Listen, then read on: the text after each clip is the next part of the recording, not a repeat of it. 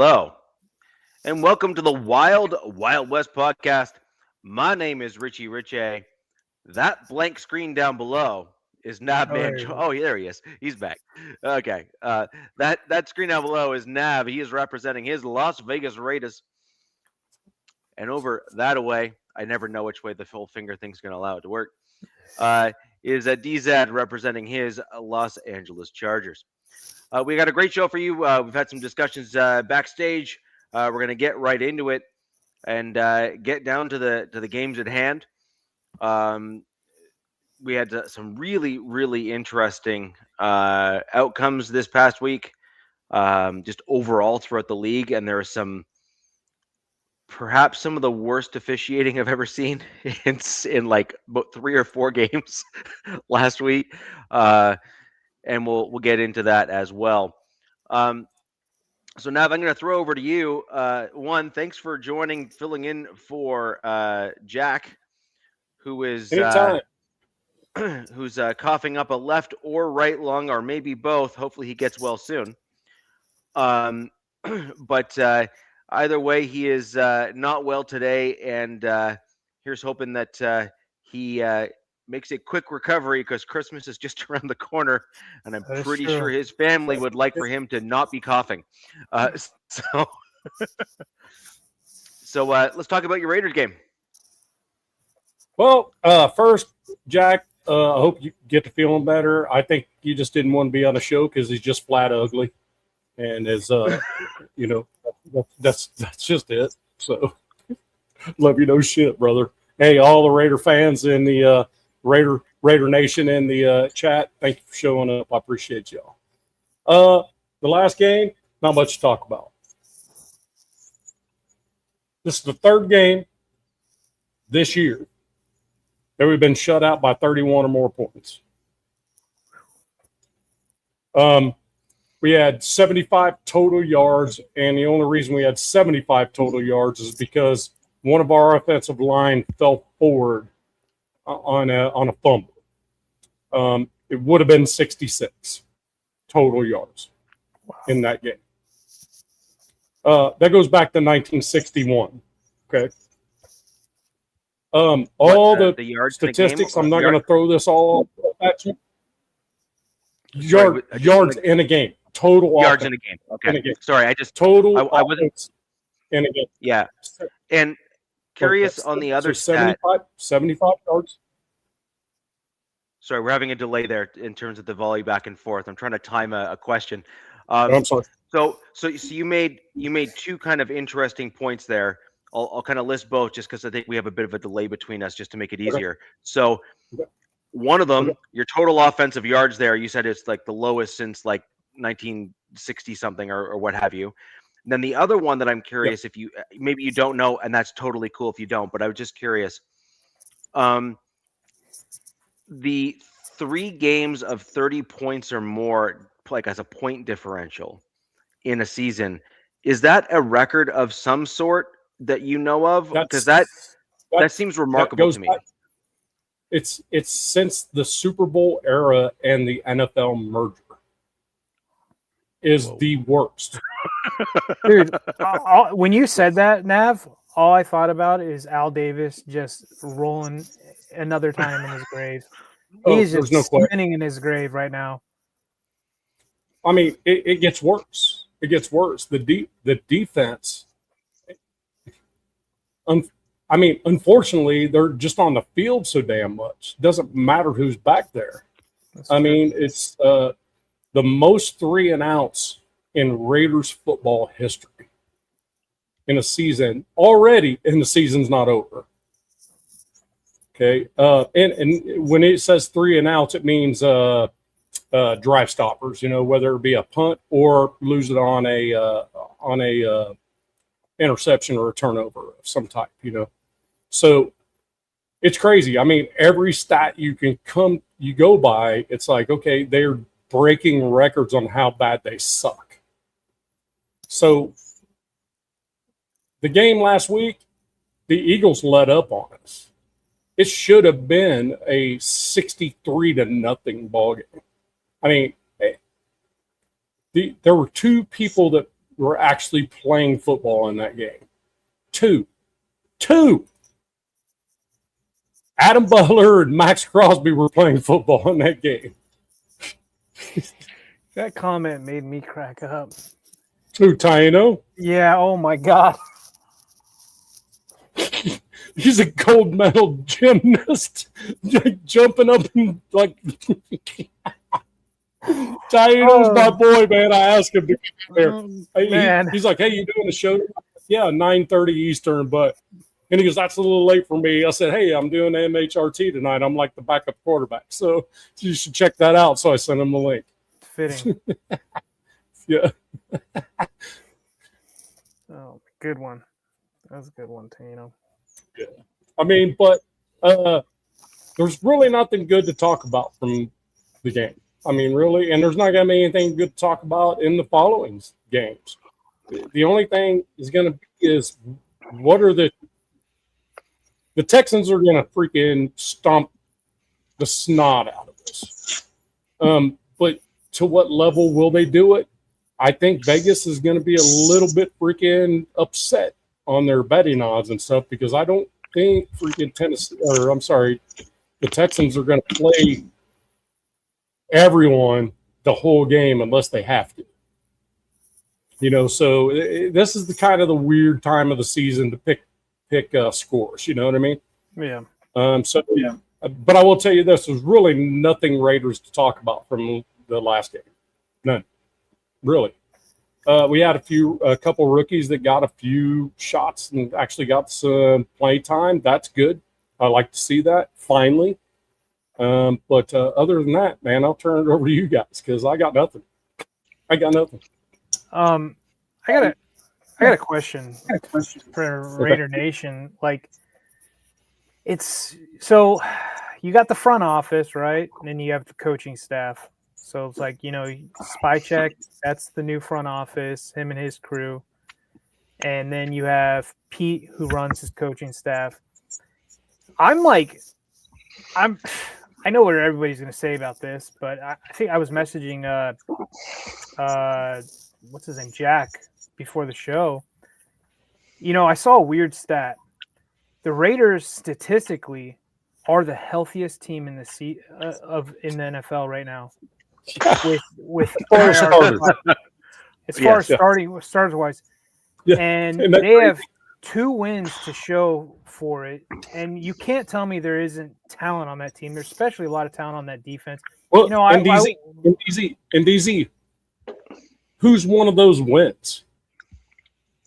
Oh yeah, Patriots right, at home, yeah, and in New England, right. That's what freaks me out. So. And like I know that I'm not trying to rub anything in. To be honest with you, I did not want to harp on the Raiders at all because, like, I know Raider Nation's going through it, rightfully so. Please do. And you look to the future. I mean, we kind of briefly talked about a new head coach. I just saw a freaking presser of Gino talking like he wants to win many games in Vegas, and I'm like, I'm sure that's the last thing Raider Nation wants to hear. I know that you guys kind of came in kind of like, I want to say lack pass catchers, right? Because Jack Best didn't get going. Jacoby was kind of, doing his one foot out the door. Exactly. Thanks. And then Ashton Genty's kind of struggling behind that offensive line a little bit. That offensive line isn't great. We all know that. So it's going to be really interesting to see how they navigate this because, if I was a Raiders fan, I'd be pretty irate because you've seen what has been going on these last couple of decades. You brought in Pete and you're like, boom, we're going to change this culture. And it seems like old man set you guys back almost. And I hope that's not the case. I hope Spycheck kind of is like, all right, that's done. Let's he gets you guys rolling in the right way. And I think a young coach would be great for this team. You guys got good draft capital coming up, especially first pick, which look, you got that Mendoza kid. He looks like he might be special. And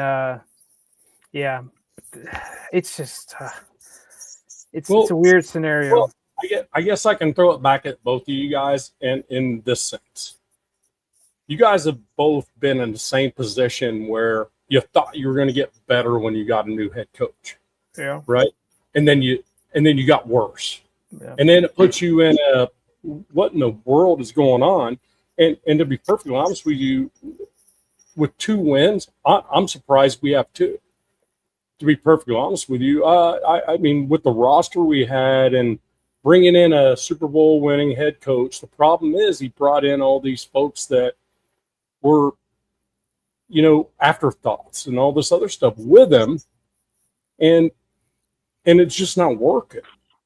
Right. So and the one thing that I would have a hard time with Mark Davis would be is if you just fire Pete. You just can't do that to a dude like that. You made a good point about why. And the thing about it is, let him roll with it. And here's the thing with Geno. Geno has disrespected the nation himself, personally. He has made a bad decision on his own, right? To throw his finger at his own fans. Right. Granted, it was one fan. Did I hear this correctly that you had that guy was on your show just a few weeks ago right after that? His name Hug D's. Yeah, he was letting freaking Geno have it at halftime as he came in. Was he holding a sign? It was no. He was flipping Geno off. Oh, okay.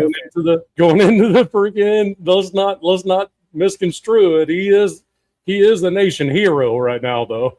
Okay. But so as he's going into the half, I think the Browns game, Hug freaking flipping him off, giving him a freaking hard time as he's going through the tunnel. Next thing Hug knows, he's getting a fucking ticket. Oh, I'm sorry, an effing ticket from Allegiant Stadium as a warning at halftime. So, of course, Hug's like, oh, crap, I didn't realize I could be kicked out of here. So, end of the game, as Geno's coming through and knowing that he can't do anything or otherwise he's going to get kicked out as a season ticket holder, right? Geno decides to give him the bird, knowing that he can't do anything in return. So that's the story, and I'm sticking to it. And Geno will never have my respect after that. I have video evidence of all of it. I just choose not to show it to everyone. It's just I got nothing for that guy. If he can lose his crap like that, hold on to it for an entire half, play the way he did against the Browns in the second half, and then come out there and that was the best thing he could do was flip off a Raider fan. I got nothing for you, man. Well, that tells you his head isn't in the game. That tells you his head is, I have something to show the guy that got, me riled up going into halftime or, whatever, right? So I kind of agree with that. Well, right. And obviously Geno went in there and I want this guy in 2C. I need him to have a warning. Pretty obvious that Geno went in there and said something at the half that this guy needs to go or something. Yeah. So otherwise that ticket never happens, or warning ticket or whatever it may have been. And I literally have freaking photo of that ticket that Hug got. I thought that was the funniest thing ever as a Raider fan in Oakland. You don't get a ticket. You either, if you're out of hand, you get arrested. You know what I mean? There's no ticket. There's no warning. Gave him a ticket for you that? Got a ticket. Yeah. Oh my God. I mean, I have seen clips of stadiums. There's like this clip that I keep seeing on Instagram. They have dudes with like the cameras in the sky and they're like watching guys throw beers and then they send security to them and stuff. So I'm sure Allegiant's no different, being one of the brand new stadiums. But I think that's pretty. Diana says it best right there. I actually have a box opener. Snitches get stitches. I have a box opener that says that. So just to confirm, what exactly is so wrong with a dude in the stands flipping off a player that they're unhappy with his play on the field? I actually don't understand. Especially a season ticket holder. Well, no, but there's that. But like, what I'm getting at is like, okay, so he's unhappy. he's using, like, even if he was both flipping the bird and cursing at him, as long as he didn't, threaten him, for example, Right. He did right? not. Which I would argue is crossing a line, right? So, Right. fair game on that one. But like everything else is basically free speech, which is a protected right in, south. Up north, we don't have that because, well, my government's, anyways, they are what they are. And be careful, Richie. Oh, dude, I welcome getting that door kicked in at some point. They'll know something for sure. But anyways, life crisis coming up soon. Kick it open, buddy. Let's do this. Let's do it. Let's dance, dude. Dude, like, there's so much wrong here. It's not even funny. I'm north of the border, everyone. By the way, I am Canadian. There's that A on the end isn't just like, for fun. It's owning the fact that I'm a proud Canadian for what my country used to be. So anywho, it's all protected speech at that point. And so, like, I really don't understand where the line either what was crossed or what he would have actually been warned for. I mean, I don't get it. If Hug would have said something in the realm of bodily harm to Gino, I'm going to do this to you after the game or whatever. Now, he's not getting a warning ticket for that. He's getting removed from the stadium. Sure, and I can understand that, right? Like, that would happen in Oakland, and that would happen in Oakland too. No, I track that. I believe it. Like, I totally track that, right? Like that is a verbal threat to a player, right? But a fan, and actually several fans that were with him, they didn't even know each other, but he was just the guy going, dude, you need to get out of here, man. You're not any good, and he looked, and Gino looked up at him, and that was opportunity to throw him the one. And then next thing he knows, he's getting a warning ticket. Next time he does it, he's out of the stadium. And then the dude comes through the freaking tunnel at the end of the game and flips him off, knowing that Hug can't do anything in return. He's not a season ticket holder, is he? Yes. Yeah, he is. He is. Yeah. And so now just one more piece on this where I'm like beside myself. Did your buddy go? Oh, I would have lost if I was your buddy on that one. I would have gone back to the same dude that gave me the ticket, and I would have demanded to speak to the actual head of his department and demanded that the tape of Gino flipping me the bird after you had the gall to give me a warning is now on a live national broadcast. And I want an explanation as to how I got a ticket and you're allowing your player to insult a paying customer at the stadium. Let me know. And I would say you can explain that to me. But here's what I won't do. What I won't do is tell you what Hug has done since then. Okay. That'll probably reveal itself at some point. But I suspect it. Keep us informed, Raider Nation. We want to know. It is in that kind of category you're talking about. But I kind of handcuffed on it because I promised him that I wouldn't freaking, go too far with it, because it's nothing's sure until it's sure. So it's my only point here is he's a season ticket holder. Yep. He was exercising his right to free speech, which is legal in your country and a protected right. Yep. And he got a warning, which is a strike against him for doing something that is well within his protected rights. And so, and then on the flip side of that, they let the professional, the one who's going to actually get noticed for flipping him the bird. They let him get away with it without so much as saying notice. He got noticed on ESPN everywhere, but it was never even addressed to him at the presser.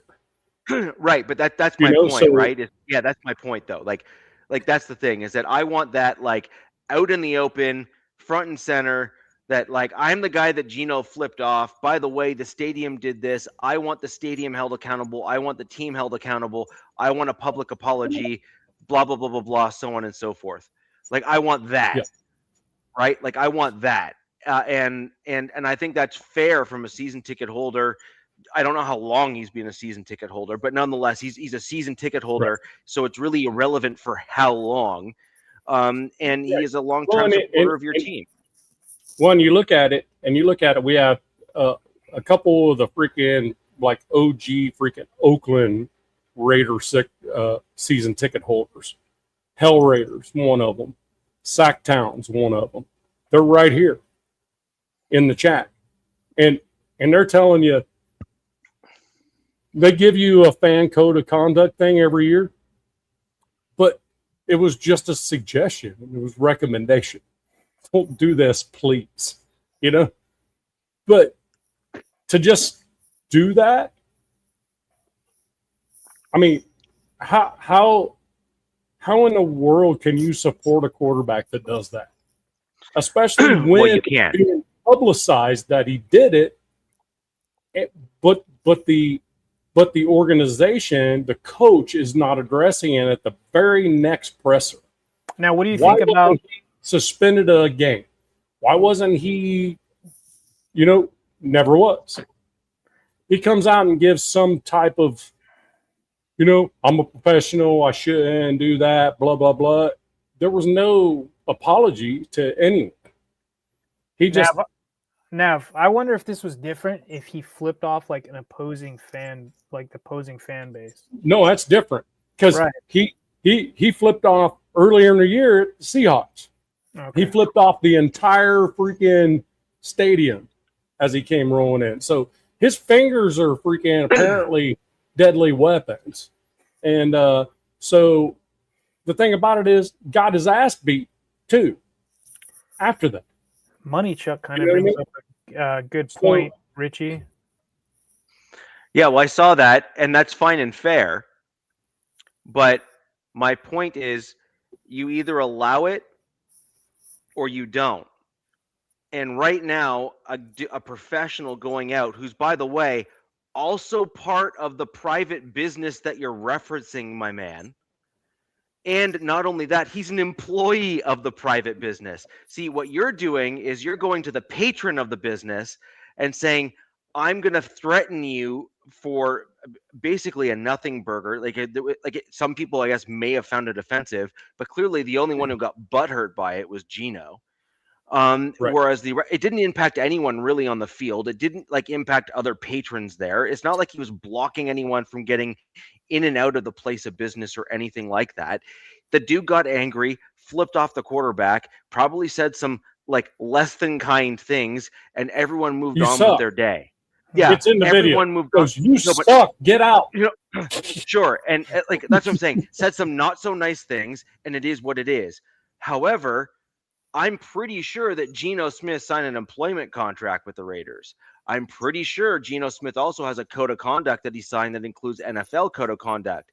And I'm pretty sure that part of that code of conduct was, I will not curse out fans. And I'm pretty sure his employment contract has a employee code of conduct that he must follow that is referenced because I have one in the business that I'm in. Can you bring up his next comment, Richie? Because exactly. And if I may. Okay, if you want to go ahead. If I may, easy, please. First. Yeah, rock and roll. Okay, here's the thing. Money Chuck, love you no shit, brother. You know that. The difference is this. The Raiders have moved to Vegas. This never even would have been a thing in Oakland. If a quarterback, say Derek Carr, which would never happen, or hell, anybody, or AOC, or anybody would have come out there and flipped off a fan for any reason whatsoever, they would have been suspended for at least a game. It's that simple. That's the difference. Pete Carroll is protecting his guys. He's not protecting anyone else. That's the problem. I don't like compartmentalism on that. It's compartmentalism.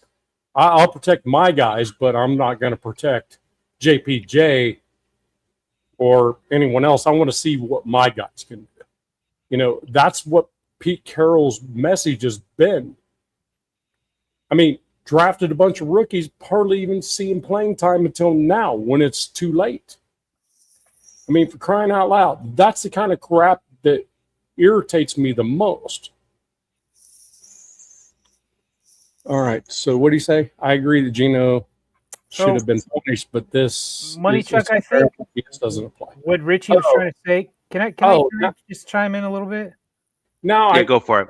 I kind of understand what Money Chuck was trying to say there. So, Money Chuck, I get what you're saying about a private business. You know, the NFL. Yeah. It's a registered entertainment industry. But if you weren't in here earlier, Richie is Canadian. We're American. I don't know where you're from, but you know, if you haven't really paid attention, our First Amendment rights as American citizens is kind of been under attack for a while. What you can say, and if you're getting punished or you're getting doxxed or whatever.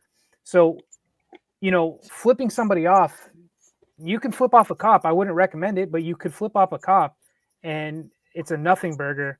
Okay. So, so it's important to express your First Amendment rights as an American, but getting punished for a hand gesture it's pretty ridiculous. And I get what you're saying about it being in a private area, but it wasn't televised or whatnot. So it's a pretty bad look, I think, on Allegiant staff, in my opinion. All right. Well, I'm not going to go this there. one right here. If you'll put that up there for Money Chuck real quick, and I want to address this. Hey, you come from my channel, and I love you, no kidding, man. But we don't talk politics in here. It's not. That's not what this is about. It's not politics, okay? I don't care if it's Trump, Vance. I don't care if it's Biden. I don't give a crap about that. We're talking about Raiders. We're talking about the AFC West. We're talking about the silly crap that goes on regardless of who the POTUS is. Okay, so it has nothing to do with that. We're not even going to go there. You guys agree with me? Yeah, I'm that's fair.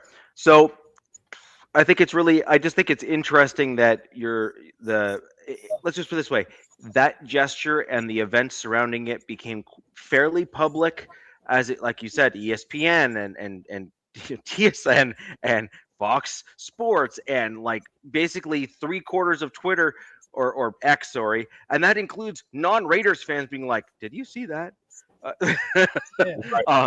And I think that's a fair game to kind of critique a quarterback doing that. I also think it was incredibly weak of a apology by Gino.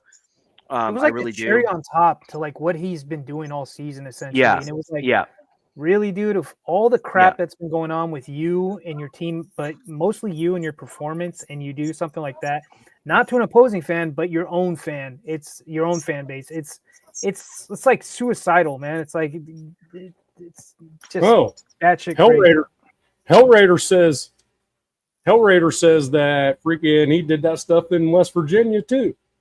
I'm gonna have to look that up. He had the coolest chant in West Virginia, though. Gino did. Oh, Gino. Those W. That's cool. I'm wondering. Hey, Hellraider, send me whatever video that is on IG or something. I'm not aware of what he did at West Virginia. If it was similar, that'd be funny. Yeah. So I do have just one other question on the Raiders game, and then we will move right along and talk about both the Broncos and the Chargers game. Money Chuck, we'll talk about this later. Okay. Let's just make it sports here. Let's make it football. Okay. Were there any dudes on your team, particularly the young guys, like whether or not it be like, second year or rookie players, that you or other members of Raider Nation were maybe not quite impressed with, because it's kind of hard to be impressed with anyone when you're kind of getting pushed around a little bit, but like at least where you looked at it and said, hey, do you know what? Like you did some good things. Yeah, I'm interested too. Jack said like you did some good things. Like I really liked how, like, say, like I think Rogers, he's the Caleb Rogers looks he's developing. He's like actually guys like build with, everything. you know. Yeah. So guys like that, like it's dudes like that I'm curious as to what your thoughts are. And then I have a follow up once you give the answer to this, because I'm curious as like a secondary piece to that. So I'll let you go. Okay, 2 pieces. I'd like to see a little bit more what Charles Grant has. I'd like to see a little bit more of him in the game. Because we don't care at this point. I mean, we're not trying to win ball games at this point. I mean, they can say what they want, but we're not trying to win ball games. So I'd like to see Charles Grant get in there and get his hands on some people and see what happens. Hell, I'd like to see Lucky Tossie get in there and you just tell him, go kill this guy. He doesn't have to have some kind of, offensive line skills on, what pass protection or nothing. I want you to go destroy this linebacker. I want you to destroy this guy and then go destroy the middle linebacker. And then I want J.J. Pegues in the backfield in an I formation with freaking Genty behind him. That's the kind of shit I want to see in these last 3 games. To be perfectly honest with you, Dante Thornton, I want to see this dude actually catch a ball with his hands instead of trying to catch everything in his chest. He's 6'5", man. He's 6'5", 215. Get up and go get it. I want to see that. And the thing is, and the next thing I want to see, cheeseburger. And I want to see, I want to see Gino finish this season. I don't want to see him like screaming injuries that don't exist. I want him finishing this season. I want him to take all the hits. You know what? AOC, in my opinion, Aiden O'Connell's not hurt. He could probably play. But my guess is AOC and his agent are saying, no, we're still hurt.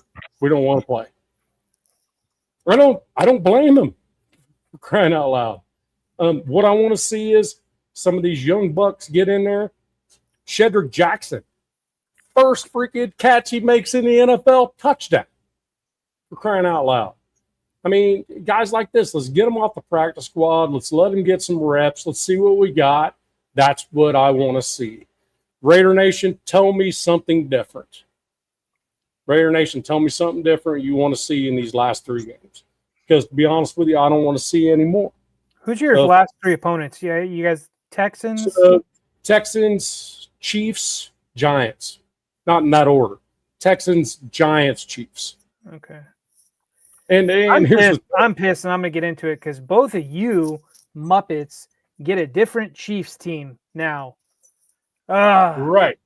But luckily, the thing about it is you beat them. Didn't you beat them twice? I'm going to get into that, Nav. Don't you spoil nothing. Why are you worried about it? You beat them twice. I don't even care. I don't even care about that shit. But the thing about it is, I've got a special friend with me. I just all I want is I want some of these players to get opportunities. What is it? I had to bring the broom out. Nice. So, Sacktown Raider Mike said it best right there in that comment. I think I knocked it. Exactly, Mike. Yeah. No question. I think that's what Richie was asking, and I know we've talked about it in previous shows, considering how the season's going for the Raiders, but that was also kind of a bad thing of Pete. It's like not showing some of these young guys getting going, and I think, as the season's looking like it's lost, let's see what you got in the coverage. That's a great right. comment. And let's see what Cam Miller can do under pressure. With a bad offensive line. You know what I mean? Let's see what he can do. Pete said in his pressure, Colton Miller's full participant. I'm like, I don't want him to play. I don't want Colton Miller to play at all. Just let him continue to get stronger, get better. I don't want that dude in a single game the rest of this season. Put Cam Miller in there. See what he's got. Why not? Shit. I agree. I agree. One, You already know Colton Miller is a Raiders franchise left tackle. You already know that he's capable and is very good. The last thing you want is to rush a guy back on the field, get him back in where he's kind of like, not all the way there, and have him hurt himself again and then have him knocked out for part of next season too. That's stupid. Let the guy now. Nav, I actually wonder what you think about this because this is a bit of like the bye week mentality. And I'm curious kind of where your thoughts on this one. I'd like to see Miller come in for like a snap or two. Not like the whole game, but like a snap or two. Because there's nothing quite like putting your body through like a proper football game in order to kind of like gauge where you're at sort of thing.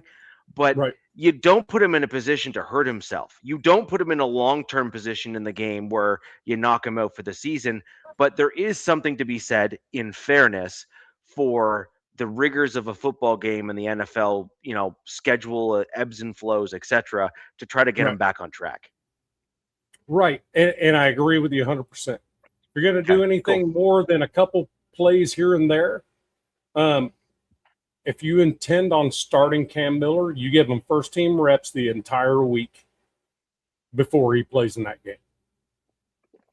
You have to. You can't play him more than a few snaps without first team reps. If you're going to go Cam Miller and you're going to put him in a game and you want him to go play in the game, he needs first team reps the entire week, maybe even the week before. And I firmly believe AOC is healthy. I think he just doesn't. He's like, I'm not interested. And that's going to shock a lot of Raider fans when he asks to be traded, because he's one of the best QB2s in the freaking in the NFL, in my opinion. I mean, the dude can go. If your QB1 goes down, he can go win you a football game. He's not going to lose it for you. He's not going to go win it. He's just not going to lose it for you. He's not going to turn the ball over. He's not going to, you know what I mean? He's one of those dudes. There's going to be a perennial QB2 all his career. But the thing about it is, I'm sure his agent's in his ear going, don't get killed by these people. You're probably right, Av. You're probably right. So the thing about it is, so let's see what Cam Miller's got. Why not? Tano, he might be. You think he's the bridge QB next year? Who? He thinks AOC is the bridge QB next year. I don't think AOC is going to be on the Raiders next year. Yeah, I don't know. It's going to be interesting to see what the Raiders do. I'm almost intrigued. None of us know. It's just my. So my prediction. My prediction is Gino's gone because of the way that he has acted, treated the fan base, etc. I think AOC will be kept. Now is he at the end of his contract? I think he's close to it, isn't he? No, he's literally on a freaking contract at this point outside. So he's on. Okay, so it's I like think 1.7 million or something like that. So I would bring him back on something similar, maybe like a $2 million deal kind of thing, just because he knows the team, knows the area, knows the facilities, et cetera, and bring him back to give him a fair shake with a new coaching staff if they wish to keep him. And having him on a deal like that is cheap enough, quote unquote, where you can cut him if you actually don't want him, and you're able to find someone better in like the draft or whatever the case may be. But I think that it would be a shame to see him go, since he's developed a little bit with your team already, and you simply just don't know what your new coach, likely, in all likelihood, it'll be a new coach one way, shape, or form. Right. That's going to be the key. Mm-hmm. Yeah, and I think you'd be doing your team a disservice by cutting him loose flat out, because you'd have to do too much rebuilding at the quarterback position, which you're already going to be not so much struggling with, but needing to address in a big way in the offseason. That's what's going to come down to. I think everything's pure speculation until we figure out the coaching. Because every coach is going to have their own way of doing things, right? So, DZ, you want to answer, James? Yeah, We actually kind of talked about this for a second before the show kicked off. You're talking about Jesse Minter. So I don't want to see him go. I think we've got a good guy in house if Minter does leave, because I think when Jim brought him with him from Michigan, him and his father, his promise to him was like, I'm going to get you a head coaching gig somewhere. And there was kind of talks about him last year after one season. And then after what he's done, especially what he's doing right now with his defense, I think he probably ends up getting hired somewhere. I don't know if he goes back to college. He's still pretty young. College is a really finicky beast right now, especially with the NIL. It's a wild, wild west out there. I would hate to see him leave. I think he's a fantastic guy. He's got people playing for him, and then they play hard for his ass. And he's a great guy. He's still my one bone to pick with him is there's still a few guys, and one of them in particular, who's I think in the running for Coach of the Year, is Liam Cohen, has his number. Who was with the Bucks and then with the Jags. Yeah, he has, because he runs his zone style defense. But other than that, his guys love him. They play for him. And I'm going to be depressed as hell if he gets picked up. But at the same time, you got to got to go see your guys flourish somewhere else. And So I guess the bottom line with the Raiders thing, because I'm kind of done with the Raiders part of it, is that in the AFC West, this is the worst decline, the worst season that an AFC West team has created in 1 year so far. Damn. That is, I looked them all. I looked up every stat I could think of. And that was not our projections going into this season. No, it was not. No, I think when we first did all that, we thought the Broncos were going to win the West. I'm pretty sure we were right about that so far, right? I'm pretty sure all of us kind of thought it was going to be Chargers Broncos, no matter what, right? It's just the Raiders knew. You know what I mean? The Chiefs looked like shit in the Super Bowl, so we were actually calling them to be last in the AFC West, to be honest with you. Yeah. And they would be if the Raiders were a little bit better, to be perfectly honest with you. Probably not wrong. I mean, I'm never going to wish an injury on anyone. And Patrick Mahomes, that sucks that it happened that way for him. And I'll be the first one to say, as much as I hate the Chiefs, that just sucks, and I'd never wish that on him, ever. I agree, and that's a good transition to get into this the Chargers Chiefs game. So an ACL tear on a quarterback, regardless of what grade they call it or whatever, is what else is hurt. He was his LCL and ACL. Yes. And he had to have that people are like, whoa, he had surgery. Like, I think next they got to. Yeah, and it was one of the top. It was one of the top guys. There's two top guys, and they're both in the Dallas area. And you got to do it immediately for a skill play like that. For Chiefs fans, the pro about this all is he's already started rehab, essentially. You know what I mean? He's already had surgery, and he has no other job. I mean, obviously he's a father, but he has no other job but to rehab and get better. Now, a caveat to that, from all the doctors and all the other quarterbacks and players who have suffered the same injury, I've heard some of them say, and this goes to Richie's game as well with Micah Parsons, they're like, do not play next year. But look, he's a quarterback. It's different. But we all know Mahomes is stick. He likes to run around the pocket, run to that sideline. If he can't do that next season, it's going to be weird. This is you don't just sit a guy like Mahomes, right? But I mean, from what's his name, RG3 had the same exact thing. He was like, man, I didn't feel right for 15 months.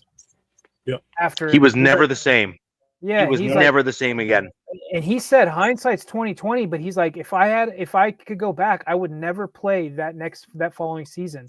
Yeah. He's like, I would take a year off to get straight, because it's like one of those things like, oh, okay, I'm ready to rock and roll, and then boom, something else happens. It's it's unfortunate, but this happened at the end. Go ahead. It's where we had a conversation the other night about the difference between offensive linemen having an ACL tear, regardless of the grade of ACL tear, versus a skill position player that has an ACL tear, regardless of whether you call it grade 1, grade 2, grade 3, grade A, B, C, whatever it may be. The key to a skill position player is not necessarily the grade of the injury. It's like what else, because the ACL protects other things. What else gets destroyed in the process of that ACL tear? That to me is more important to a skill player than it would be for an offensive lineman or a defensive tackle.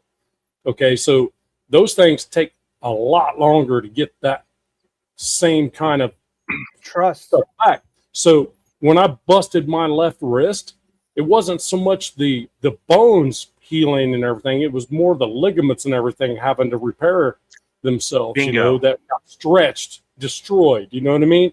In the process of Bingo.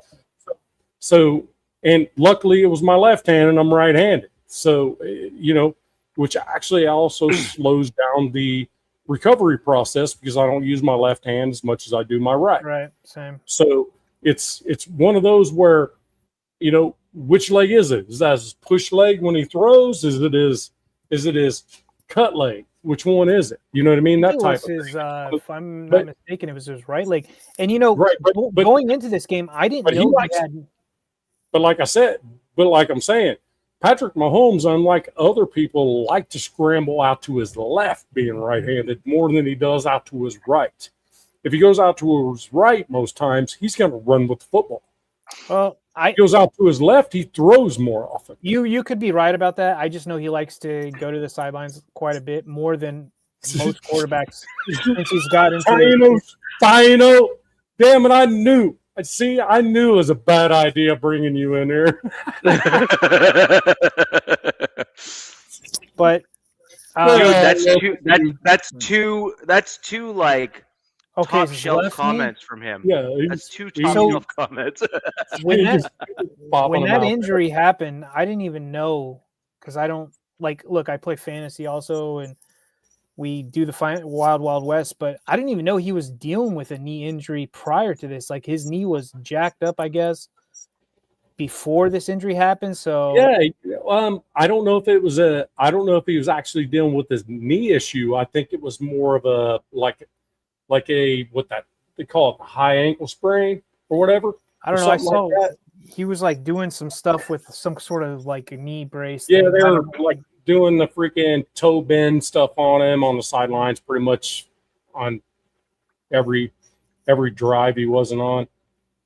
It was Pat's left knee. It was his left knee. Okay. So just on his left knee. His left knee is just. Go ahead. Go ahead. We can be done with that. I apologize. I wanted to touch base on a couple things here, just generally speaking. And this is why injuries are so important that they're dealt with properly. So, two things. Number one, when I broke my leg, I broken it twice. The second time I broke it, just like you, Nav, my doctor when I went to said, dude, your bone will heal just fine. Like, we have records of your bone healing great, just, a couple years ago, sort of thing. And the biggest issue here is that you have torn every single ligament in the entire lower part of your leg as a result of what you just did. He goes, every single ligament has been completely ripped and torn. And he said, that's going to be your longest part of healing.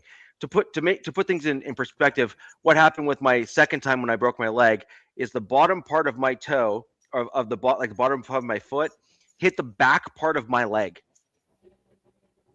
That's not good. No, like that's not supposed to happen, right? Right. So, yeah. And no, but that's like when you said that about your hand there and stuff. That's exactly the sort of thing that my doctor told me. And then as a secondary part there, the other piece that my doctor told me when I went in again, he said the number one indicator of someone coming into my emergency room with a broken bone is that they've either A, broken it before, or broken the same bone before or in a different spot before, or two, that they have another injury that they're compensating for. And he said, because what you're doing is you're trying to do things a different way that your body's not designed for, and you end up hurting yourself because you're putting yourself in a more vulnerable position. And I think that that's a lot of what's happening in the NFL, where you got guys that are trying to compensate for injuries, or they're trying to move different ways for certain things. And I think that if you were to assess players and truly have them sit down and be honest, that a lot of dudes that end up with certain injuries or certain things or whatever, you'll find out that, I hurt my right knee, but my left knee was actually the one that was hurting because the game before I got a stinger or something like that, and I wasn't able to run the same way. And, I was overcompensating, and I ended up absolutely blowing out my right one. And right. That's not uncommon. That's quite a common occurrence to happen in both the sports world and just in real life. Well, I think, unfortunately, but fortunately at the same time, the NFL's two of their biggest stars tore both their ACLs within a few hours of each other. And I think if anybody in the chat wants to double check me, the NFL is actually launching an investigation into turf or something to see how after all these years, right? But it took Mahomes and Micah Parsons for them to figure it out, because Micah's was a non-contact, and then Mahomes, well, I think he was probably dealing with something. He had a D tackle kind of put a little bit of his weight on him while he was going out of bounds. I think that was different than Micah. Micah Parsons he just freaking blew it out without any contact at all. Yeah, I saw that. And, that was rough. I thought Devontae Adams freaking blew his too. At one point, either that or a hamstring. But it sounds like it's not that big a deal. Yeah, I think he's dealing with him. He's not playing tomorrow night. I think he's already. So they're pulling him out. Washington. But it looked like him running down the field the way he did and just kind of freaking ate it. Taino, my background, buddy. They need to put grass in there. This SoFi does not need to have this concrete bullshit turf. Excuse me. This surface is crap. It looks pretty on TV. It's concrete. And then MetLife, that's horrible. Whatever they got, that's a bad spot. But you're saying Washington. I think they're getting a new stadium, so they're probably just going to just rock and roll until that thing opens up. But I'm going to kick off with our game. And Raider Jaime has no freaking. He's like, laugh my ass off because of Mahomes. He's like, yep, I don't care. Love it. I'm not wishing injuries, but Mahomes has been pretty damn lucky his 9 seasons, of his quarterback career. All I remember is him having a few ankle sprains or something, but he's been pretty lucky injury-wise. And, this is kind of like the why can't I say that word? Accumulation of their season, and then this happens to him. It's and if he's going to do it, the luck's ran out. If he's going to do it, if it's going to happen, this is the season to do it. Sure, yeah. Right. But another thing we'll get into this after about the Chiefs, because they are part of our division too. But this game had me nervous. Going into Kansas City against a desperate, perennial, this is their mini dynasty kind of thing. And I think last week's show, I was like, oh yeah, it's going to be 40 degrees. It's going to be football weather. Well, that wasn't the case. I keep getting different temperatures that the game was at. I got 16 degrees, 8 degrees, 0 degrees with wind chill, and then 20 degrees. from everything I've seen from people there, from all this stuff, from what I hear, this was the third coldest game the Chargers have ever played in. And they're famous because I think it was the Bengals they played in back in the 70s or something. They played like a freezer bowl or something crazy, but this game was frigid. But look, this game also, watching this game go down, reminded me of an AFC game from like 10, 15 years ago. That's what this game gave me the vibes of. Final score, 16-13. And the way the game was going, that's what it was like. But, it's kind of like some caveat to that. Both offenses were dealing with banged up offensive lines. The Chargers have been dealing with this crap the whole season. And kind of these last few weeks or whatever, Mahomes was dealing with this. I think he had like 3 0 degrees. Yeah, probably not wrong. But Mahomes had 3 guys out going into this game. And I think right at the beginning of this game, one of their guys got hurt right away. But I'll get into stats a little bit. But Chiefs were up 13-3 with 28 seconds left in the half. So they came to play. They had a really good opening drive. Mahomes scrambled in and ran in a touchdown, almost damn near untouched. And then Justin comes in and throws a bomb to one of our rookie, Trey Harris. He catches it, gets kind of laid out. He's on the sideline, just kind of thing. And then on a 3rd and 3 with 5 seconds left, throws this laser, like the worst laser I've seen him throw. And it's kind of fitting that he throws a duck because he's an Oregon Duck. But he throws this ball that just goes like this, a duck, right? Anybody who's thrown a football before. And finds KLS, another one of our rookies who's been a healthy scratch, but is playing due to injuries, catches touchdown. And so, yeah, man, what's that? And then let's see. They go into the second half. So they score a touchdown right as the half, goes as it ends. Bolts tie it up in the third. It's 13-13. And then this is where the defense for the Chargers just turns it on. They just click it up a few notches. I don't know if they got some coffee or what they took in the locker room. They got warmed up. They turned it up, and they started laying the wood. I mean, our safeties were – it was a bad day for anybody with the last name Rice or any of these wide receivers in Kansas City. Tony Jefferson laid the wood on Rice in the third to cause an incomplete pass. And then in the fourth, Mahomes throws a deep pass over the middle to Thornton, and Tony Jefferson lays the wood on him. And then there was like no flags. And then there was a late flag. And they called like unnecessary roughness or helmet to helmet or whatever. Thornton like dips down and Tony Jefferson's helmet hits his helmet. And then that was the end of it. But then there's a skirmishes breakout and the whole 9, and people are pushing and fighting. And I think the Chiefs were just getting upset that they were getting their asses kicked off, from the Chargers defense. And I'm not being cocky. That's just how it was going. And then New York calls in the game. I don't know, Ardell. I'll get into that later. New York calls in and ejects him from the game. So it was pretty crappy that the refs on the field didn't eject him. But New York was like, nah, let's get this guy out of the game for an unavoidable. I publicly called that out, by the way. I thought that was a BS call in the first place. I thought that was a completely fair and above board hit from what I could tell.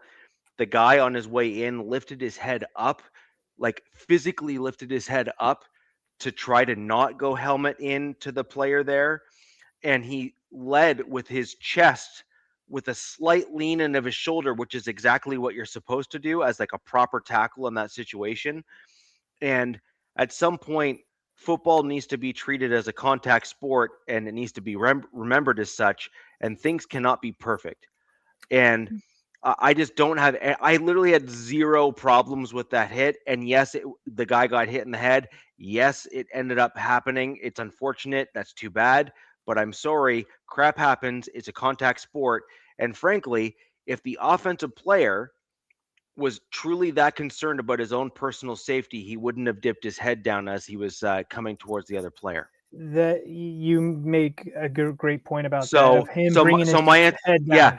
So my answer to all of that is the defensive dude did all of the right things, adjusting his head up, leading, kind of going like this. And at some point, credit needs to be given to the dude that's doing all of the things based on the absolute ridiculous rules that are there. And the offensive players actually have to be held accountable for their own personal safety. And if they choose not to, tough luck. Too bad you got hurt. Good luck in the hospital.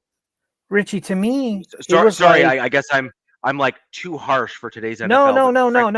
I get it. I get it. So. But to me, the Chargers were, I mean, that was probably the third or fourth hit in just that half, or maybe the game. I don't know. This is early into the third quarter. And to me, it was like the refs or New York were like trying to send a message like, we're not liking this old school football, like tone it down a bit.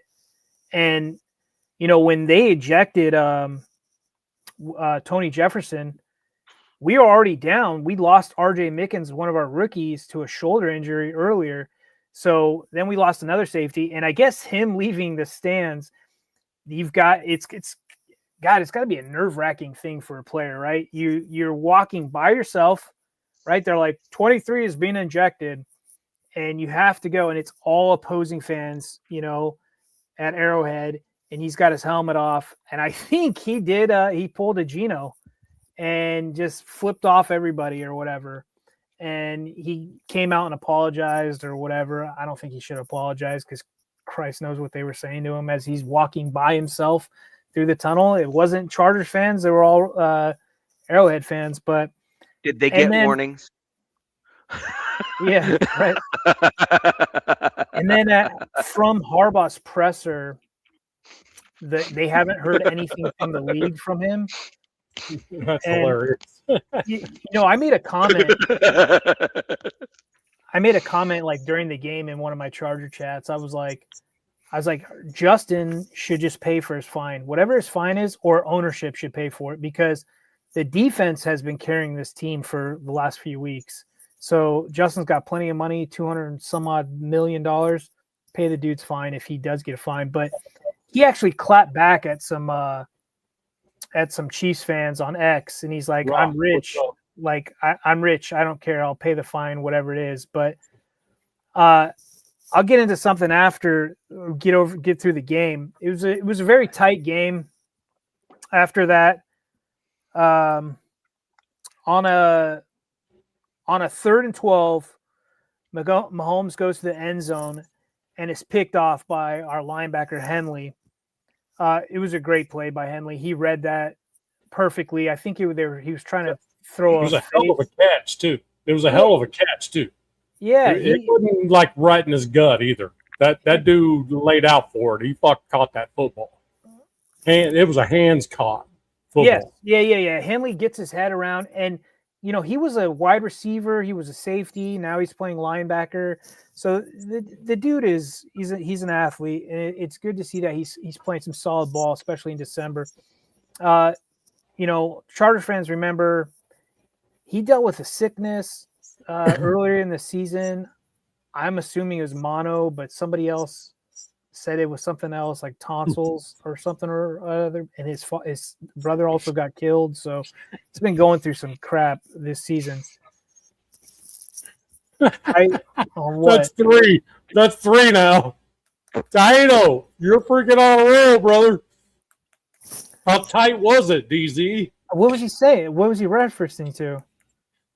How tight the ball was. How tight that throw was. It's a good So throw. how tight was it? Mahomes got picked off. That's all I know. And then, so I mean, the bad part is the offense got the ball at the 1 yard line. Let's see, where did I leave off my notes? Bolts were up 16-3. Bolts don't reach field goal range. I'm like trying to read through my notes, guys. Chiefs marched down the field with around 5 minutes to work with. They had their best drive in the fourth quarter. And Mahomes was at the Chargers' 47-yard line with a 1st and 10 and is forced out of the pocket and trots to the sideline. This is where we get into his injury. Throwing the ball away. He just throws the ball away. Nobody was open downfield. And that's when he kind of like Tart, or no, it wasn't Tart, it was Deshaun Hand, D-tackle, one of my 10 or 15 favorite additions they made in the offseason, and kind of just lands on the back of him. Just I watched the plays, like he puts his hand on his hip, kind of puts some weight on him, and Mahomes just wasn't expecting it. And I don't know if that was his bad knee already, and then boom, goes down, man. Yeah. And then Minshew comes in. Minshew's making his mania, I guess, in Kansas City. And Minshew actually was doing pretty decent, man. You know, making good completions to Kelsey and whatever. And they get them down into field goal range. And I'm like, okay, well, Chiefs are going to tie this up. You know, they get past field goal range. Bucker's a good kicker. And on a 3rd and 7 with 32 seconds left in the fourth, the score is 16-13. And then they get a penalty, and it's a 2nd and 15. Throws to Kelsey and is picked off by, and I write, none other than Derwin James, because those guys have had history going against each other for ever since they've both been in the league together. And, you know, Kelsey, I'm not a huge fan of him off the field, but on the field, he's been a force to be reckoned with. We've all seen it throughout the years, right? And to think that might be the last time, like, my Chargers play a Chiefs team with Kelsey on it, it's kind of bittersweet. And but Kelsey also was kind of being petty and doing, when Tony Jefferson got ejected, there's film of him waving like goodbye, like see you later, like, because he got ejected, being a little B, I guess. And so I'm like, sooner he's out of the league, the better. Yeah. So like I said, I'm like, his stats, he's going to go down as being one of the best tight ends, but I won't miss him. Hey, DZ, there's one dude that's in my chat all the time. His name's James Furpo, and I got to give him the respect he deserves. Sure, rock and roll. Raiders!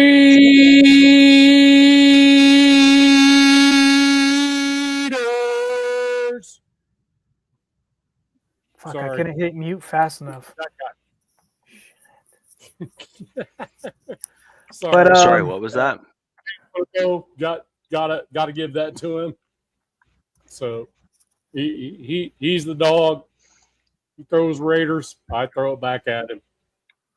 So interesting stat in this game. Mahomes has never lost 3 games in a row. He just lost 3 games in a row. I don't remember the last time we've swept the Chiefs. It's a great feeling. They're in shambles, in my opinion. You know, they've got Andy Reid there. They've got Clark Hunt, their owner. They've got Spags there for now. But they are an older team. They need to get their O-line fixed. They need a running game. I thought they kind of swung and missed at the trade deadline. I thought if they would have gotten a solid running back, that could have really helped that team out, but they didn't. I think they're $40 million over the cap going into next season as well, with like 14 free agents or something like that. So some tough waters for them to navigate, but, you know, seeing as they've been here before, we'll see. I think Mahomes was like 16 for 28, 1 interception, 1 rushing touchdown. The Chargers held them to 0 points in the second half. They didn't score in the second half, which was right. a great thing. I can't give any more credit to the Chargers defense. They have stepped up big these last few weeks. The offense is dealing with issues. It's the offensive line, Justin Herbert's hand, defenses. We're not, and it's not going to get any easier. These opponents are just getting tougher and tougher, and it's getting closer and closer to playoffs. So everybody's just playing these games, as Tiano likes to say, tighter. But Chargers 5-0 in the division with one team left. Last game of the season against the Broncos. That will be interesting. It can get really spicy if Jacksonville gets a W against them. But I also want to shout out, other than my defense, I want to shout out our kicker, Cam Dicker. It's just amazing to have a kicker that you can trust and has got ice in his veins. Let me check this out. Just reading the private chat. But then also the guys that stepped up in this game were all rookies. Trey Harris, Oronde Gadsden, KLS, Omarion Hampton. Those are like the major contributors outside of some really good third down catches from Keenan. So it makes me feel good going into the future that you've got rookies that are stepping up in big games, division games, and getting wins. And right now the Chargers are just a gritty 10-4 team. To be honest with you, after the injuries that they have sustained in the key areas of the team, I did not expect them to be 10-4. And we'll see. It doesn't get any easier. Coming up this week, they've got the number one offense. I think Dallas is still the number one offense. But I mean, Jack, you're not wrong. Minter, he's one of those young up and coming guys. He's a DC though, so Navman made a good point. Like, if you're going to pair him with if you're going to pair somebody with a young quarterback, like say the Raiders getting a new quarterback, would they much rather go with an OC over a DC kind of guy? So there's that. It'll be interesting to see what happens to him. I kind of said earlier, there's a guy, our secondaries coach, Klingstel, that I think would be a great guy to take over for Minter if Minter were to leave. So I'm not too worried. But yeah, man, it's going to get interesting. Honestly, didn't expect this. And it was a good game. And I'm happy the Chiefs are sad and in their feelings. And now all of a sudden the Chargers are the dirtiest team in the country. So there's that. Well, yeah, this is actually, I've actually said this a couple times on the podcast. One of the challenges that the Chiefs have right now is the league has done them no favors and has done Mahomes no favors. And this is why. What should have happened from the get-go, and this is what you want to have happen, by the way, is if a quarterback decides to run out of the pocket and run towards the sideline, you want him to get clocked. Yeah. And that's a controversial take in today's NFL. But the reason why you want him to get clocked like that is that there's a cost for you as a quarterback to get out of the pocket, and there's a cost for you to try to get the extra yards if you're going to then try to turn around upfield. They were treating it like a safe zone, Richie. It was, I get exactly what you're saying. I agree. And my point is this. There is no guarantee that the quarterback is going to turn out of bounds. In fact, Mahomes has proven, if you go back and watch the film and the tape, that he intentionally runs because he's gaming the rules. Like there's no other way of looking at it. He's running towards the sideline and then immediately runs further up in bounds to get 2, 3, 4, 5 extra yards as he's running along the sidelines there. The cost of that sort of play should be that you are fair game and that you get knocked clear off your feet and 10 feet back into the stands as punishment for making that sort of play. And I don't just mean Mahomes specifically. I mean any quarterback. I don't care who you are. Bo Nix included, any other I don't care what quarterback. Just like send the dude flying to say, now think about doing that twice. No, right? I agree 100%. And then what you do is then what you do is you reset the playing field to say, you're a quarterback. You either want to run and run the risk of getting hit hard and maybe knocked out of a game or two, or you just stay in the pocket and you play the quarterback position with some maybe shimmy shake and some mobility and that sort of thing, and play the game. I mean, the unfortunate part, like, and Tom Brady's correct in my opinion. Today's quarterbacks have become too reliant on the soft rules of the NFL today, where they no longer actually need to play the game the way that those quarterbacks that we revere in the NFL needed to play.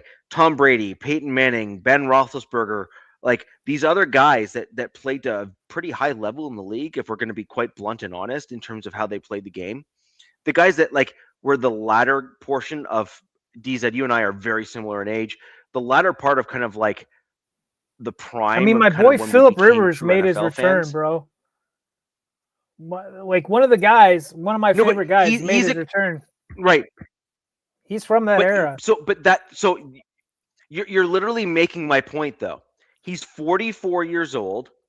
He is far from being a spring chicken. The dude's basically in a walker when it comes to the NFL, right? Like he's going out there with like a cane and a walker trying to get on the field in terms of he's like giving NFL me some hope. age. I'm like, man, can I strap it up and play some semi-pro ball? Right. No. Right, but the thing here is look at what Phillip Rivers showed is more important than all of the other things. Yeah. What Rivers showed us today or last Sunday was if you can read a defense, automatic, like just look on the field and just process and go. You have a good enough arm to throw down the field, et cetera, which Rivers still has. You can be quite successful.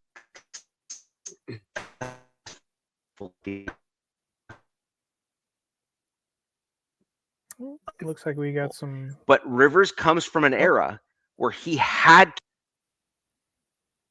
That's weird. Rivers came from an era where you had to read the defense. Rivers came from an era where you needed to know what was ahead of you on the field and you needed to do the right thing, just like Tom Brady, just like Peyton Manning, et cetera. And Phillip Rivers plays with grit. He just plays with that, like, I will will us to win if I have to. I mean, he's either going to will you to win or he's going to throw an interception, huge. One of the two. And he threw an interception. Right, yeah. I mean, exactly. It is what it is. He gets to play again next week. It's going to be fun to watch. But I also want to shout out my quarterback, man. Like, his stats aren't great, and the dude gets beat the hell down every week. And I'm telling you what, I think Rivers is going to be a shot in the arm to the Colts on this run. I think so too. I firmly believe that. Yep. I hope so, to be honest with you. Because now he has a whole week of preparation after getting hit a few times. And he even said it in his press conference. He goes, I kind of liked it.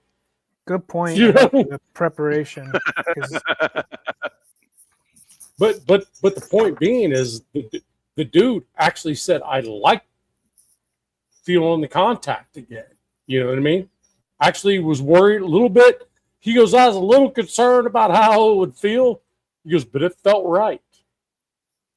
You know? And I'll tell you what, that motherfucker threw a laser down. I'm telling you what, for that touchdown, he threw a laser. My wife were watching that. I'm like, dang. that was a ball. And 9 months from the night after that game, his wife will give birth to their 17th child. No kidding. I'm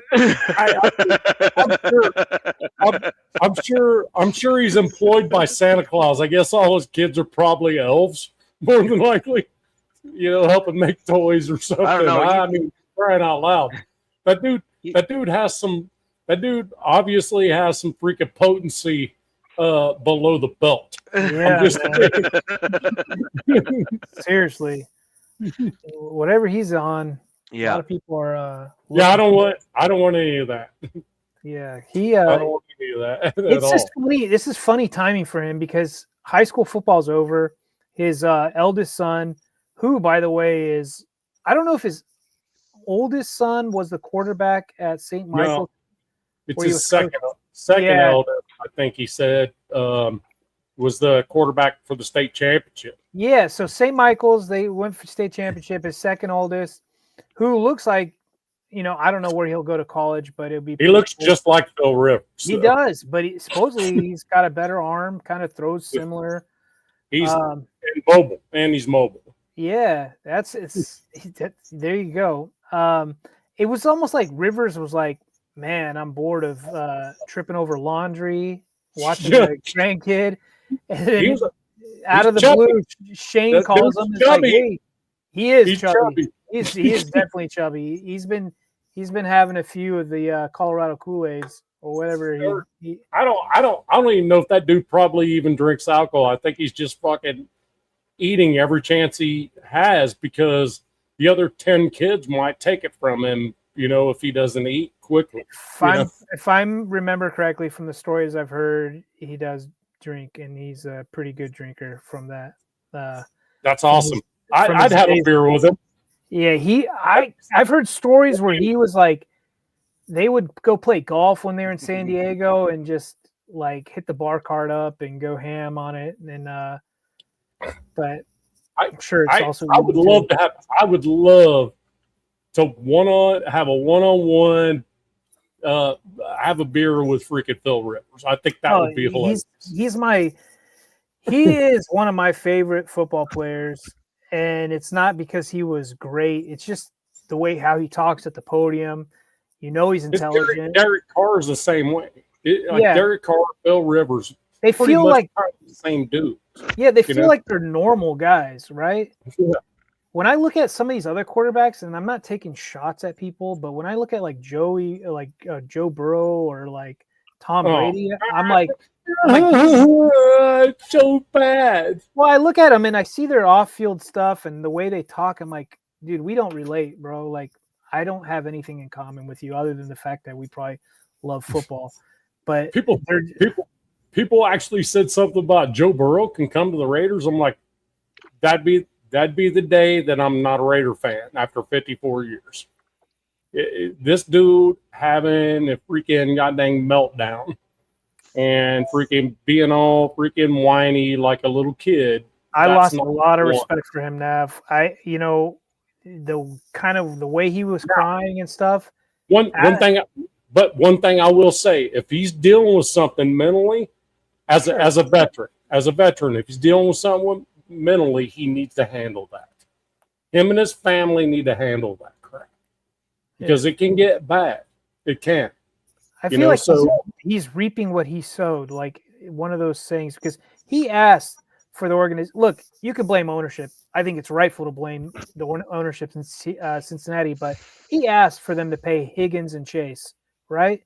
And he also got himself paid at the same time. And then they finally paid Hendrickson, which I congratulate him. Unfortunately, he got hurt, but their defense, no money left. Yeah, they're toast, man. They are toast. Like so. Ooh. And I'll tell you what, nobody can take on that contract in the NFL but one team. The Raiders. We have $115 million against the cap right now at this point. Second in the league. I think the Giants are the only other team that could actually take his contract on, and I don't want no part of it. Yeah, if you guys have a top pick for a young guy, I don't see why you would. Yeah, there's no reason for that. I mean, nope. Anyway, so aren't we going to the Broncos game now? Got way off track. My bad. If that was my fault, I apologize. Useless Packers. So, that may have been the worst officiated game I've ever seen in my life. It was bad.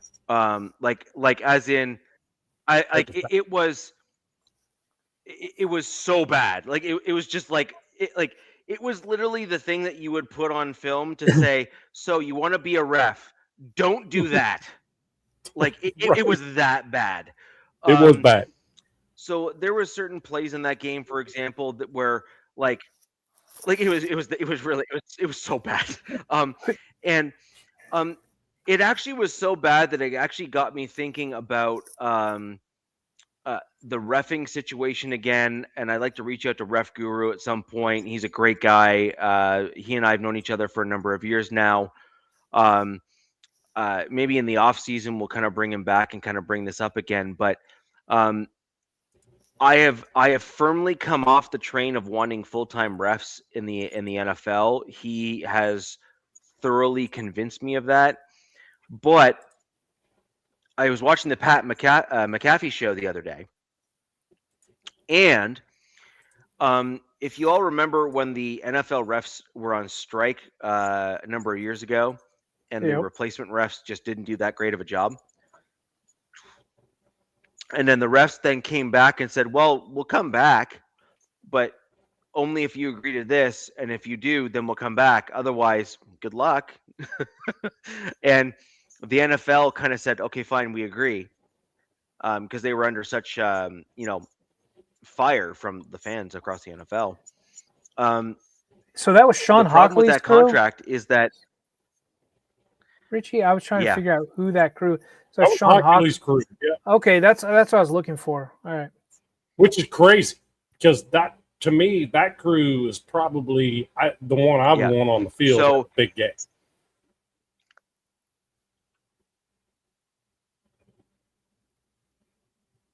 It was bad, but at the end of the day, what we need to start seeing as a result of this contract piece that the NFL is working with now with the league is when they came back after the strike and they agreed to basically whatever the refs put before them.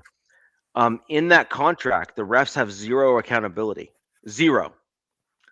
And there's very little the NFL can do to remove or punish or kind of enforce progression from the refs.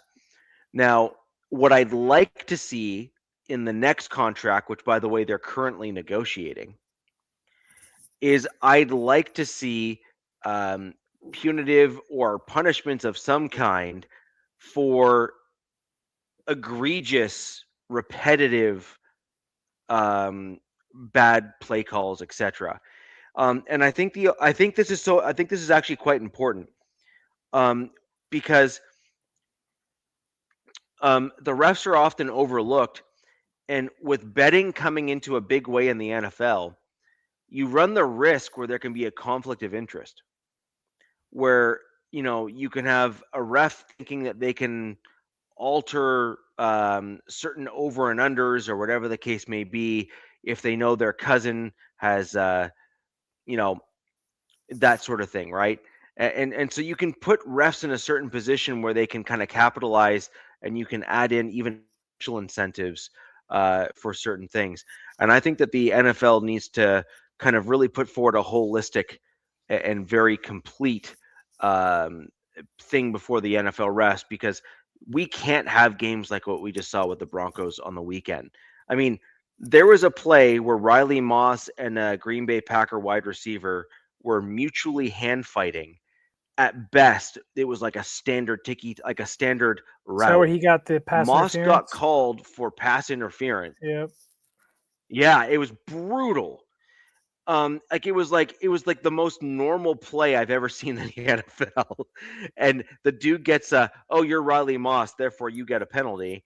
And then Evan Ingram trying to reach out to catch a ball, and the Packers dude is literally tugging back on his arm like it's like a game of tug of war, and the refs are like, "What penalty?" Like it's front and center in the middle of the screen on the broadcast, and it's just like, "Oh, it's going to be that kind of game." Like there's no other way of describing it. It was going to be one of those. Now, that being said, Nav, we spoke about a spectacular or incredible interception that Henley from the Chargers had against the Chiefs. I think we would be remiss if we did not talk about the Pat Surtain interception that he had against the Packers. Oh boy, that's you got mossed. You got mossed. Yeah, that's you got mossed. You know what I mean? Who was that against? Was that on Watson? Yeah. Notice Surtain intercepted over Watson? Yeah. Yep. Okay. That right there was next level freaking oh my God. I mean, now granted, a linebacker stretching out and freaking picking a ball off is also equally freaking badass. I mean, that is Surtain's job, but anytime. I mean, but a linebacker stretching out and hand catching a freaking football, you got to put those kind of the same, because you don't expect a linebacker to freaking reach out and hand catch a ball like that. Now, Surtain, that's what he should do, because he's the best corner on the planet. So, but it doesn't. It's not downplaying how badass it was. I was like, damn, that dude is the guy. He's him, right? So, I mean, he's better than his dad, which is saying a lot. I saw this. A lot better than his dad. I watched that and I was like, dude, Max gets bear hugged and we didn't see anything. We just want this game to end. Kind of right. Well, I will tell you, DZ, one of the funniest things I saw was the week prior. So Max is up in freaking Justin's grill, and he's walking away, and Justin, out of character, flips Max some shit on the way off the play, and Max just gives him a little freaking nudge, and Justin flops like a bitch. I was like, that is the craziest freaking thing. And Max even said it on the rush. He goes, I never expected him to do that. I never expected him to just fall down like that. He goes, I played against him for years. And he goes, but he got me. He got me. And I was like, dude, he barely even touched him. Freaking, but Herbert freaking that. Herbert, he channeled his inner soccer player or basketball player. In that one. It was great. And Max even said Max did not want him screaming in his fucking ear. He was like, he was like, we're not having this, man. Shut up. Right. I think he screamed, "Let's go" or something. I don't know what he said. Or whatever. No, probably there was probably more than that. But we'll never know, ever, So, but he goes, I didn't expect Justin to just freaking flop on it. Because he goes, if you guys don't know, he's a big boy. And that little bump I give him is not near enough to take Justin Herbert down. But I found it hilarious. It was. Max was like, yep, I should know better. I shouldn't do it. And I think Max on his show said, I didn't expect Justin Herbert to do what Patrick Mahomes would do if I did the same thing to him. Yeah, I found that funnier than hell. All these fans, Drake May's generational. Give me a break, dude. What does he play? He's like in his second season. You guys are already putting a freaking crown on this guy. Give him a few seasons before that. Hey, Drake May got beat by the Raiders week 1. So I have nothing against Drake May at all. I think he's a great guy. I think Vrabel is leading the odds of Coach of the Year, and you want to tell me that Drake's generational? All right, let's pump the brakes. I think he's going to be a great guy. And you know what? If you are a Patriots fan, shame on you guys because you guys didn't have to wait long to get another damn good quarterback after Brady. I mean, well, and I'll tell you what, Joshua W8083. Not sure what the W8083 is, but I will tell you this: careful, because Josh Allen's freaking on one. He's on a freaking mission. And I like Drake May, so don't make me hate him, dude. He's got to be careful. Josh Allen's could make you look stupid, going into these playoffs. I'm just saying, he already freaking has shown that you can get up 21 on them and it doesn't matter.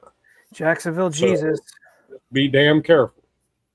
Just saying. Guys playing some good ball. Let's get back into your game, Richie. Sorry about that. So, man. So I want to jump back into kind of where the Broncos are at in that game.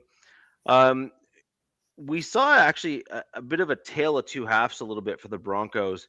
The Broncos kind of slowed play the game a little bit overall. We did not look particularly good in the first portion of the game. We went, 3 and out or some variation thereof on the offensive side of the ball. Our play calls were too slow to get into the huddle, and we just weren't playing with a pace and kind of tact, etc. So overall, we could have done a lot better in the first portion of that game. However, I will go as far as saying this. Even when the Broncos were not playing particularly well, Bo Nix was. Like, he really was. Like, he was he was on it. So this was like his top. This was like in his top 3 for the season. Yes. Game 1. Yeah, and so what we saw from Bo Nix in this game was things that I was hoping we'd see progress-wise, like in terms of like his like natural progression as a leader on the team, and frankly his progress as a quarterback in the NFL. What you were able to see is the things that I've been saying for quite some time, actually, in our shows here, DZ, and you were a fan before you were a host, and I've said the same thing for most quarterbacks, which is his footwork has finally improved, where he's not like wonky and kind of going all over the place.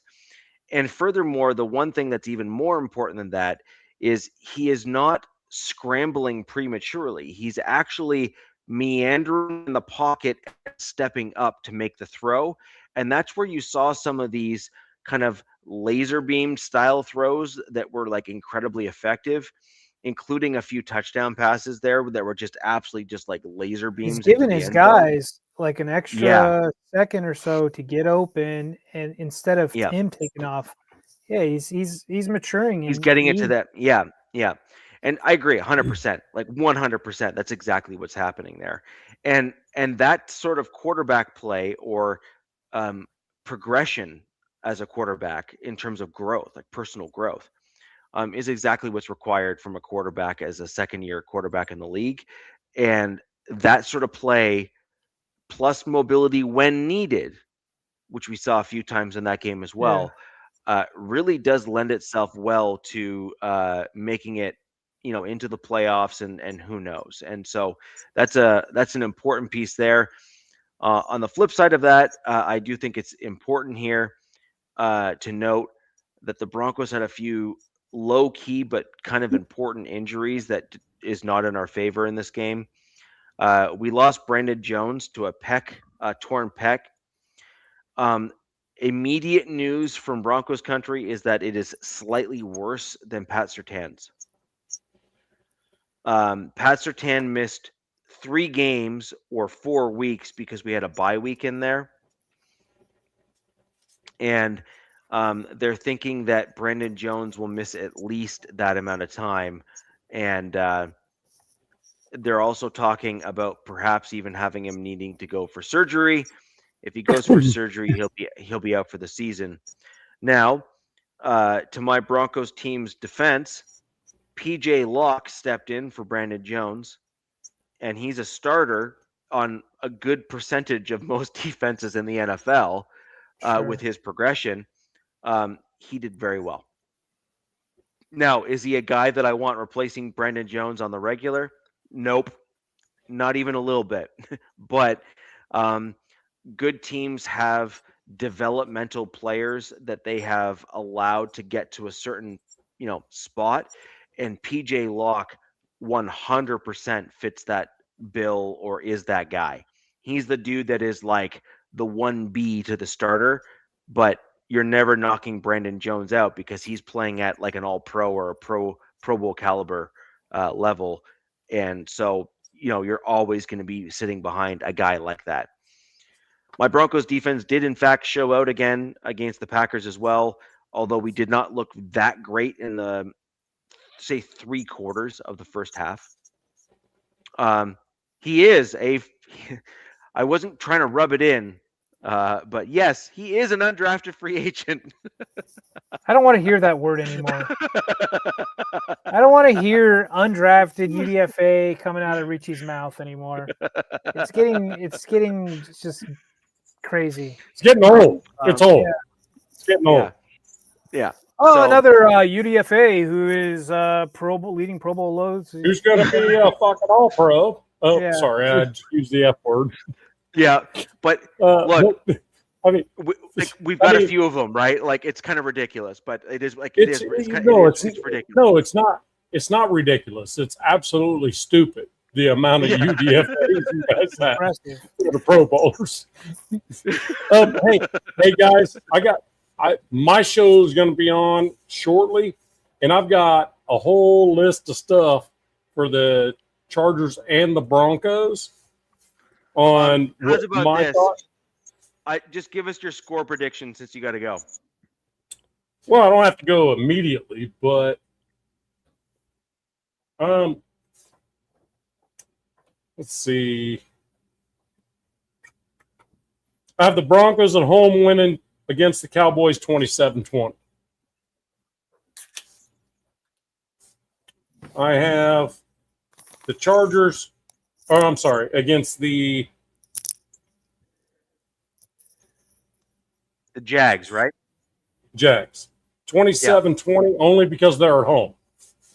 Now, the thing about that is weather doesn't seem to be going to be an issue for the Jags. It'd be one thing if it's like 3 degrees in Colorado. That'd be different. But I have the Broncos at home 27-20 against the Jags. And that is a 10-4 team versus a 12-2 team. Let's be clear, though, that all of the Broncos wins, all of them, except for 2, have been one-score games. Yeah. Okay. So, and all their losses have also been one-score games. So, the Colts and the Chargers. Taino, where are you for tight? I need that. So, we need another tight reference. What's hard to believe for me is the Broncos started 1-2. That's what's crazy. They just stumbled out of the gate a little bit. Yeah, and now we're on an insane The Chargers started off 3-0, and then just so it's crazy. So, all right, my thing is with the Chargers. Oh, we're doing score predictions. I went and got a road soda. And I'm doing my show at 9:30 Eastern, so it's like 11. He's just giving his score prediction, so we have it here on the show. Gotcha. So I got salute. Chargers notes. My biggest note is the Cowboys have nothing to gain. They really don't have anything to gain. Don't tell their head coach that. He seems pretty right. Confident. But Hampton being back full speed's a big for you. He's getting better. He showed him and Vidal together as a 1-2 punch. That's a big deal. More of it. Let's see. So you beat the Chiefs twice. Thank you for that. I appreciate that. But your losses were the Giants, the Commanders, the Colts, and the Jags. Dude, and when you last lost to the Jags, we got our ass 35-6. Oh, they curb stomped us. That was just the Now luckily you're not playing the Jags. No. The Broncos are. Yeah. But let's see. I was pissed to find out that the Broncos are playing at home against them too. I was like, "Oh, give me a break." I wish you guys had to go to Florida to play them. Something about Florida. So I got Chargers 38-24. And then I got Chargers 38-24. Chargers win 38-24. What's in those cigarettes? You got a little bit of salad in those cigarettes? No, I got Chargers winning 38-24. Dude, I'd be happy as hell, but I don't see the offense clicking that well right now. But I mean, the Cowboys got nothing else to gain either. The reality of it. Yeah. So, all right. So then you have the Texans and the Broncos. So this Cowboys game is a must-win for you. It's a must-win. No question. Now, here's what's going to be crazy. Is the Texans against the Raiders. I don't even have to have notes for that. The Texans against the Raiders is going to be a lot closer than you thought. Because the Texans, if they're playing a lot of their starters right off the get in the first half, I'd be very surprised. You think they start playing some backups? Yeah. Raiders may first half be up 10-7. And then they just bust it all back out and then just shut it all down.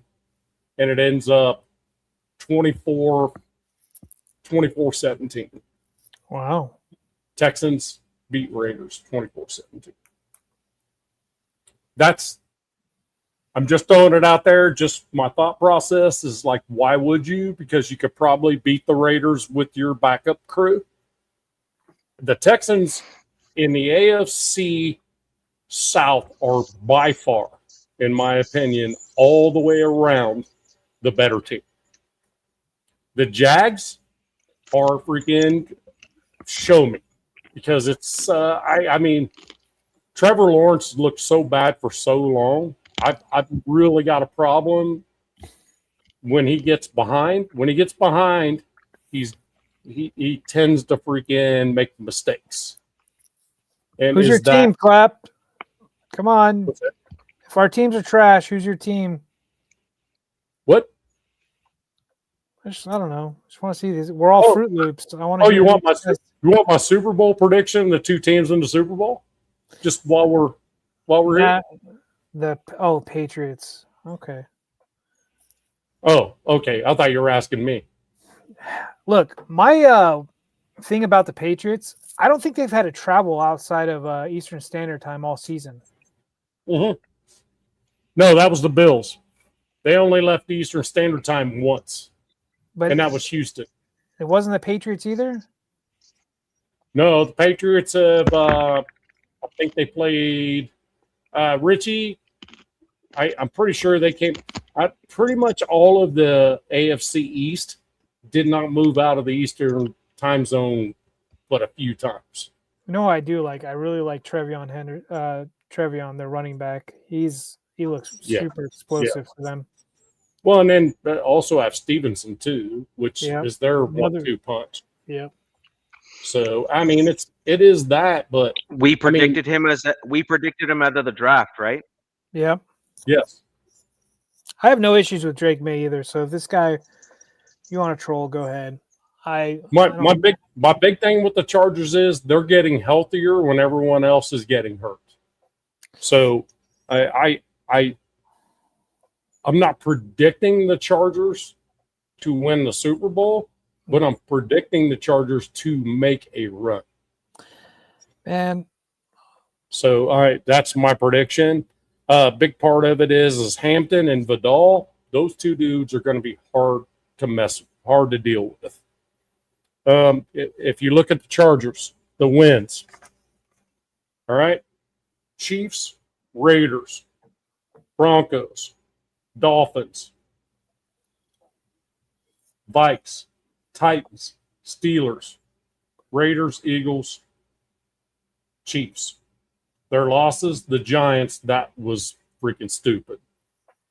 The Commanders played terrible. That was when probably when you lost Joe Alt. And we also lost Hampton that game as well. Yeah, and Hampton. And then the Colts. They stomped us too. Something about the AFC South. They've got our number. And then the Broncos, my thing is this. If the Broncos, from the weather prediction, it's going to be in the 50s, so it's not that big a deal. So if weather was a thing, I would take Broncos all day long, no question, easy, no question, right? But their wins are the Titans. Can't even read my own.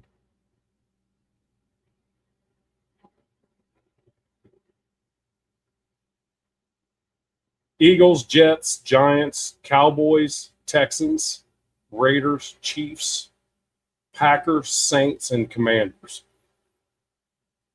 There were only 4 of those games that were within freaking a one-score game.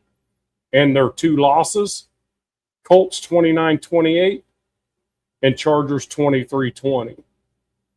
So it's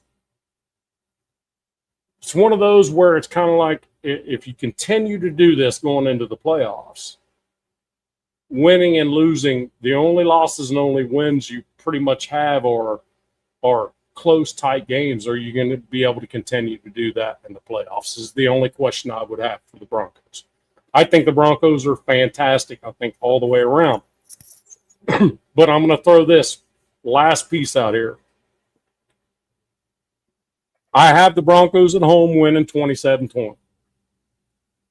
But the average margin of victory all season long, 7.27. The last 4 weeks of the defense, they're in the bottom 1/4 of the league. Their defense is not what the Broncos have been all year long. I'm concerned with that. So I'm still saying they're going to win against the Jags because they're at home. And look, this is, I use Sharpies and big paper so I don't have to put my reading glasses on. So it's smart, man. It's just, look, man, I want one of y'all two to go to the freaking bowl. Got to represent the West, and thank you for having me, and I appreciate you guys from the bottom of my heart. Jack, get better, man. He told me, he goes, "Hey, why are you in better shape than me? We're the same age." I'm like, dude, I've just been luckier than you. That's all. It ain't because I'm doing anything different. But Jack, love you no shit, man. Just get better. The holidays are coming up. All y'all, hey, happy holidays. Yeah, man. Love you. Jack wants me to read his scores real quick. Okay. Jack's scores are, I guess we'll start with, he's got Denver 24, Jags 21. So he's got Denver taking this. He actually has the same score as me. He's got the Chargers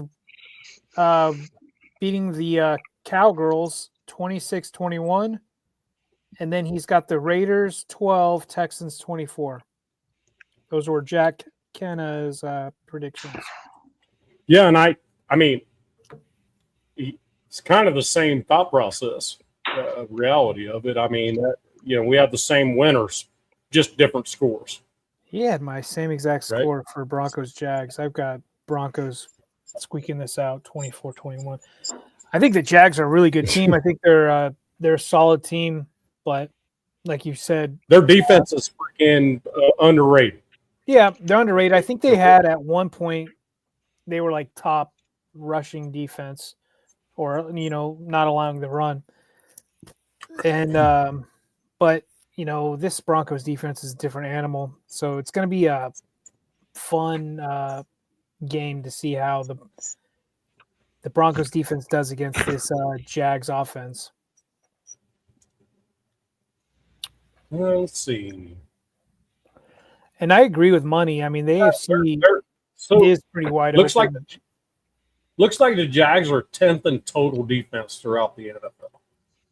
That's not 7th bad. in points per drive. They're 7th points per drive, 7th success rate, 13th EPA per play, 7th pass rush win rate, 32nd, which is that's a game changer actually for Richie, because when Bo Nix actually has time, that's when he's gonna beat you. Their pass rush win rate needs to be better than that against them. So it's just one of those, you know. Yeah. The other thing, I mean, the other thing there, Nav, is if you're just talking about your Broncos game there. If you're talking about the Broncos game there, the other thing the Broncos have done is given up the least amount of sacks, or at least one of the least amount of sacks in the league overall, generally speaking. Right. And so when you're talking about a team that doesn't, like, we're now late enough in the season where, like, you're not going to surprise anyone for the most part with like something wild and crazy. You kind of know what you are, what everybody is. Most teams generally sit at this point. Yeah, exactly. So if your pass rush for your team isn't typically getting home, and that's going to be a problem that you're going to have to address in the offseason and in free agency. And so then the piece then is, if you're going against an offensive line that has been, quite effective at stopping the rush and all that sort of stuff, then you're probably in for a long game, right? Because you're not going to be throwing the guy off the mark. You're not going to be collapsing the pocket much because you're not really getting home to the quarterback, which means that guy's going to have a little bit more time to throw, and he's going to be able to pick you apart, sort of deal. And that goes for any team. I don't care if it's the Broncos or any other team. It just so happens that in this particular matchup, it is what it is. It is what it is. I think it's going to be a closer game than people think, and I think the Raiders game is going to be closer than people think. Maybe what I'll do real quick, Nav, because go ahead. No, I just think it's going to be closer than people think, just because the Jags have realized they're not going to be able to get upfield, so they're going to have to protect down. Now they do a very good job of stopping the run. They're like 3rd in the NFL. So. But the thing about it is, it's one of those where it's going to be a few plays here and there. Makes me not want to start RJ Harvey in fantasy. But it's going to be one. But it's going to be one of those where it's going to be a few plays here and there. They're going to determine the game. But I firmly believe, because it's going to be at home in Denver, they're going to win that ball game. But it's not going to be some kind of ass whooping at all. I think man. If I remember, I think the Jags on the road are not the same type of team as they are at home. No. No, they're not. I'm going to just blast through my scores, Nav, while you're here, and I'll let you go to your show. I have Broncos 31, Jags 23. Okay. I think the Broncos will win. I think the Broncos will win this game. I think the Broncos' key defensive players in recent games. I think Riley Moss, despite the fact that the refs have labeled him a dirty player, if you actually look objectively, I'm not just saying like I'm a Broncos fan, so therefore I love all the Broncos players. In fact, my historical comments would say otherwise, which is, I think if you actually objectively look at Riley Moss and his play, the first, I want to say 8 or 9 weeks of Riley Moss's play, he really did make some bad choices in terms of how he played the cornerback position, despite the fact that he was winning his matchups by and large. What we've seen from Riley Moss in the last few games here is he has played far and still won his matchups. In fact, even played better than he has in weeks past. So I think this is showing growth from Riley Moss. And frankly, if you get Pat Surtain and Riley Moss on either side of the ball, and you got Riley Moss stepping up and playing at a pretty impressive rate. That's pretty awesome for the Broncos defense. I agree. With regards to the Chargers and Dallas. Yeah. With regards to the Chargers and Dallas game, I have that as the Chargers losing 27-24. I think that there's going to be I just think that Dallas is got a different sort of defense out there now. And by the way, that score could be inverted if the running game for the Chargers is able to be successful. But I think that's the key. I think Dallas has brought in two key pieces on the interior of their defensive line. Frank Clark, Quinnen that Williams have really made a massive difference in terms of how their defense has looked. One of them's in concussion protocol right now, exactly. Richie. Yeah, well, so if Quinnen Williams doesn't play, yeah. But look, like you were saying, well, if Quinnen Williams doesn't play, then I would then have you guys winning something like 31-24, because he is a difference maker across the board, not only from a pass rush perspective, but also from a run stuffing perspective. And he is a difference maker on the defensive side of the ball. And that's indisputable. Like, he has joined the Dallas Cowboys defense, and they do not look like the same team. No, they've improved quite a bit. They just don't. With the addition. No, you're right. But they've improved quite a bit with the additions of Frank Clark and Quinnen Williams. And who else they had? Logan Wilson, the linebacker. I don't know. This was my game where I'm like hoping that the pass offense can kind of get going. But we'll see, because it's been kind of quiet. Hasn't really been some explosive plays passing wise, or more, I would say, consistent. But if they want to just lean on the run and let Hampton, if it all works, I'm fine with it. So, DZ, what's your scores? I've got the same as Jack Kenna. I got Broncos taking this by 3 against the Jags. Now I can see this flip flop either way. I mean, I've got some respect for the Jags. I hate saying it because they've got my team's number for some reason. Jacksonville Jesus, he's in Liam Cohen. They got something working right now. And if there's no bad weather, yeah. But Broncos, like you, I'm kind of with you, Nav. Broncos being at home, I give them that little edge. And then Texans Raiders.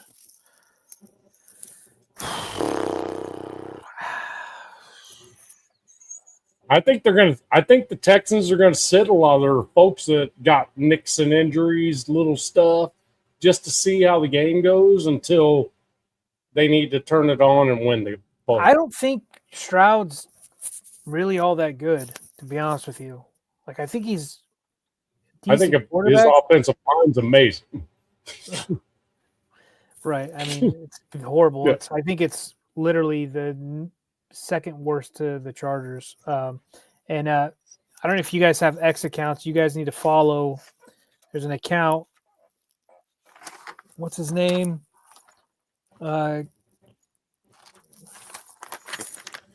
Computer Cowboy.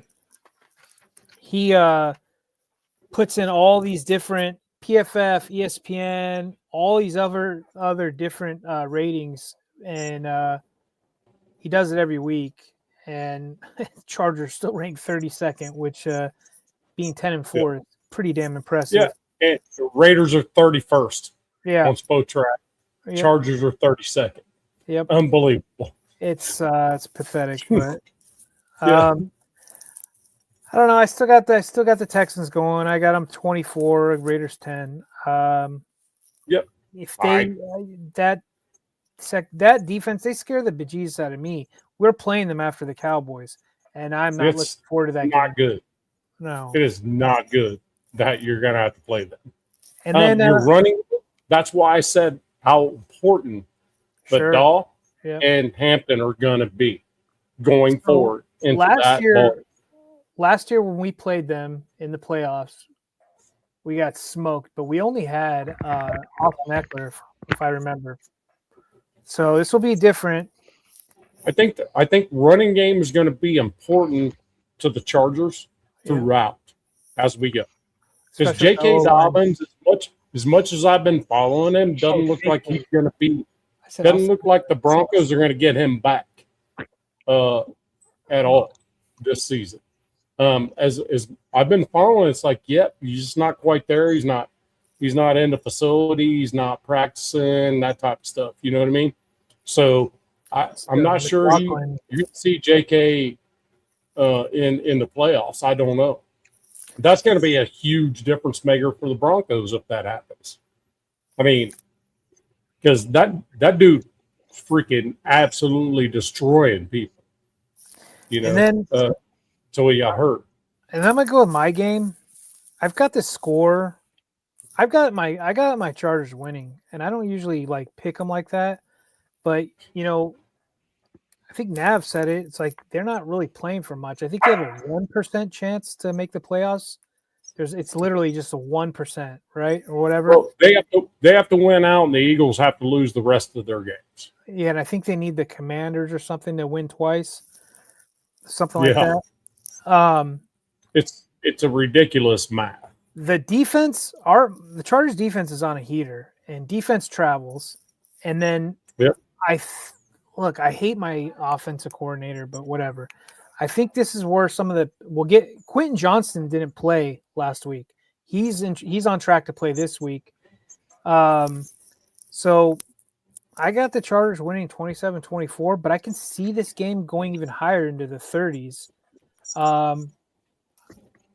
But yeah, that being said, it should be a good game. Cowboys. I mean, Harbaugh mentioned the Cowboys like multiple times in his presser. I think they've got his full attention of just how good their offense is. I mean, you got Pickens, you got CeeDee Lamb, you got Ferguson, and Javonte Williams. You know, to the chagrin of Richie over there, he's a couple years removed from that injury, and he's looked a hell of a lot better. So the else they have that I really like, but he plays primarily special teams is Turpin. God, that guy's freaking electric on kick returns. So everybody talks about the Dallas like resurgence being Quentin Williams, but to be honest with you, the running game got better with Javonte, right? So it's like, so there was two pieces, in my opinion, that made a big difference with Dallas. Javonte was there. Javonte was there before, and he was a big reason why their offense had a bit of a resurgence, right? Because, look, he was not working out in Denver, and it's just proof that a dude can go to a different team with a different offensive scheme, right, and kind of like revitalize his career potentially, and that's totally fair and above board in terms of options and everything like that. However, the Cowboys were struggling to try to win games this season because they couldn't stop anybody on defense because the entire middle portion of the field was being absolutely eaten alive by opponents' offenses, and they were just getting slaughtered. Well, now you bring in two dudes that are right. Hey guys, and then they brought in basically two pieces to fix it.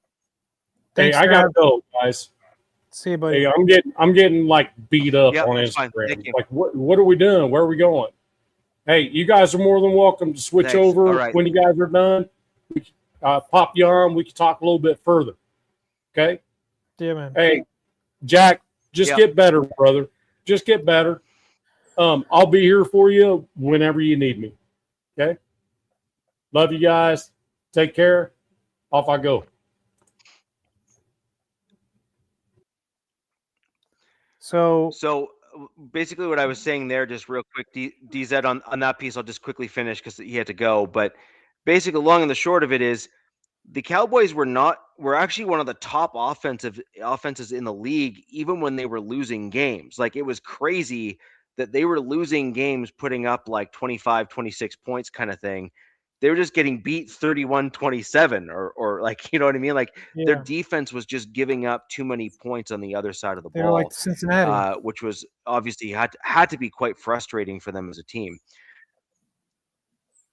Exactly, 100%, exactly like Cincinnati.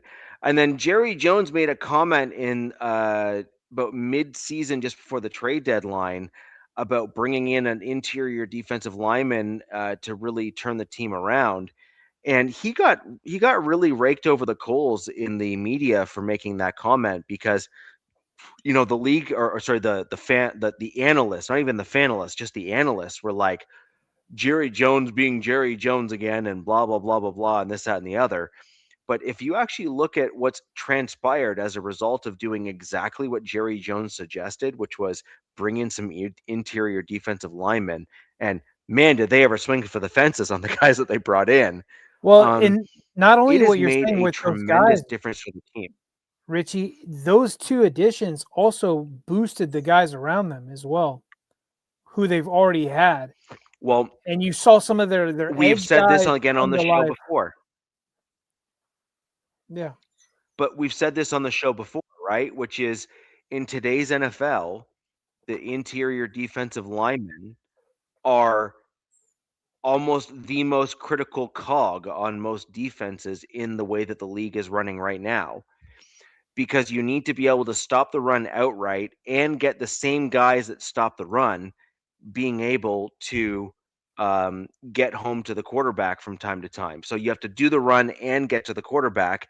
And Quinnen Williams is actually a perfect example of that guy. I mean, he's a special person, yeah. Yeah, That's for sure. he That's is. why Yeah. he's in concussion protocol, and he didn't practice today, but I was listening to their head coach's presser, and he's like Quinnen's doing well. He's doing good. So I'm like, oh crap. But he didn't practice, so obviously he's still going through protocol. But Exactly. if this was his first concussion, he might be back for the game Sunday, or he might miss it, since he might make a business decision and sit out. But it's going to be an interesting game. They're much improved. I'm totally in agreement with you. And Jerry Jones is looking like the Sith Lord, in my opinion, because look at what happened to Micah Parsons, and you know what I mean. And who's to say Micah Parsons is going to be the same next I season? agree, actually. I agree. Like this is. Well, he might not actually be the same. That's the thing. Yeah, it's kind of creepy. Look at these two starry teams. Okay. In fact, well, Eagles fly. Well, so we'll see about that. But the point here is that Micah Parsons may not ever be the same player he ever was again after this type of injury. It is entirely possible. I'm not saying I want that to happen. I'm simply saying is that when you hurt that, like when you cause that sort of damage when it comes to an ACL or anything like that, and you are a player that is reliant on the speed, get off, and agility that you have in terms of making those plays. I'm not saying, again, reiterate, I'm not saying I want this to be true, but it is actually possible that he will never be the same player again, because I did see that happen with Von Miller after he suffered his second ACL injury, and he had two at least with the Broncos. He was not the same player again after the second one. He's just a name now, and I hate and he's a great example. So I want to answer this, Chuck. He's a great example of a guy that was elite. Money Chuck, I don't think Genty is overrated. He was drafted really high, and it was going in a new scenario with the Raiders. But look, let's face it, that O-line and the play calling and the nepotism in the Raiders has probably failed Genty. Get him behind a better O-line, more pass catchers, and probably a better quarterback in OC. Like, I think this year was his redshirt year. So call it a wash. I'm not calling him a bust. I'm not calling him anything. But, out of the first round or second round running backs, he's definitely not been the best because he's not been in the best situation. It takes two to tango. This is a team sport after all. Like Henderson for the Patriots, Judkins, some of these guys, Hampton, even though Hampton missed a bunch, have looked better because they've been put in better situations. So just see what Genty looks like next season. I kind of agree. The biggest challenge for Genty is twofold. The offensive line was not coached up particularly well. Actually, I'm going to say three things. One, offensive line was not coached up particularly well. Number two, they they really haven't owned or stayed consistent to a scheme that fits their players well, and or put the right personnel in the right place in order to fit the scheme that they are running. And then three is they need more talent on that offensive line, particularly in the middle of the offensive line, in order to keep the pocket clean and open holes for the running back. Even one as good as Genty, and I've been on record, and I will actually maintain my stance that um, a running back is really only as good as the offensive line that's in front of him. And even a great running back, and I think Genty is a great running back, will struggle behind a poor offensive line no matter what. I mean, you can look at the Chargers. Like, right, we have Vidal and Hampton right now. They're only succeeding by running to the outside, and that should just tell you it's not a good running back, not a good offensive line. But dude, fly eagle fly. Adrian Peterson was like a special breed of human. Like, they don't make them like they used to. So Yes. some of these guys are just have Wolverine blood. You know what I mean? Just he was special. But we'll see about Micah. I mean, it's about hunger. It's about rehabbing, and we kind of talked about it earlier with these quarterbacks. And what who was I talking about? RG3 talking about. I think it's great, man. I mean, look, the Colts are desperate, right? But this also just shows you guys as fans how crappy quarterback development is in the NFL. The NFL and college have huge issues with quarterback development, and so bad that they had to call a 44-year-old off his effing couch to come in and try to save their season. Yeah, man. So exactly. On this note, DZ, the comment here from Fly Eagles Fly, just my 2 cents on this is rock and roll. Adrian Peterson, when he was in high school, he had his age questioned because he looked too old and too muscular for his age when he was coming out of high school before he even hit college. And there's a story that's been documented, you can look it up, where the opposing coach demanded his birth certificate be produced to prove that he was the correct age to play on a high school football pitch. Now, let that sink in. So you're talking a dude that had so much testosterone flowing through his veins that he looked like a grown man when he was in high school. That's a problem.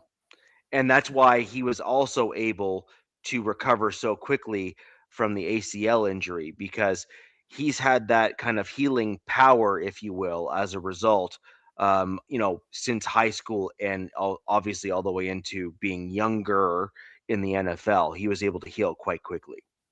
Yeah. So we had a guy not a fair like comparison. That. We had a guy, but not a fair comparison is my point. No.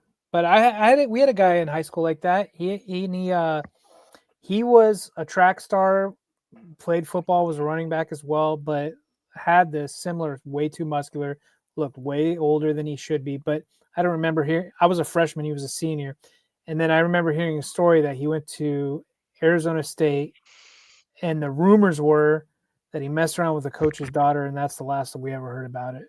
And then, but he was a great athlete, man. Like, ran a 4.2, like a 4.2 something in track. It was impressive. But yeah, Adrian Peterson, stud. We'll see about Micah. We'll see about Mahomes. I think Mahomes is special too. But I do think that I do think that RG3 and some of these other people's comments have merit. Like, be careful about coming back next season. And, what are the expectations for Chiefs fans or the Chiefs? Who knows? But I agree. It's gonna be an interesting week, man. I'm really excited for your guys' game. I agree. Ricky. Yeah. That Jags.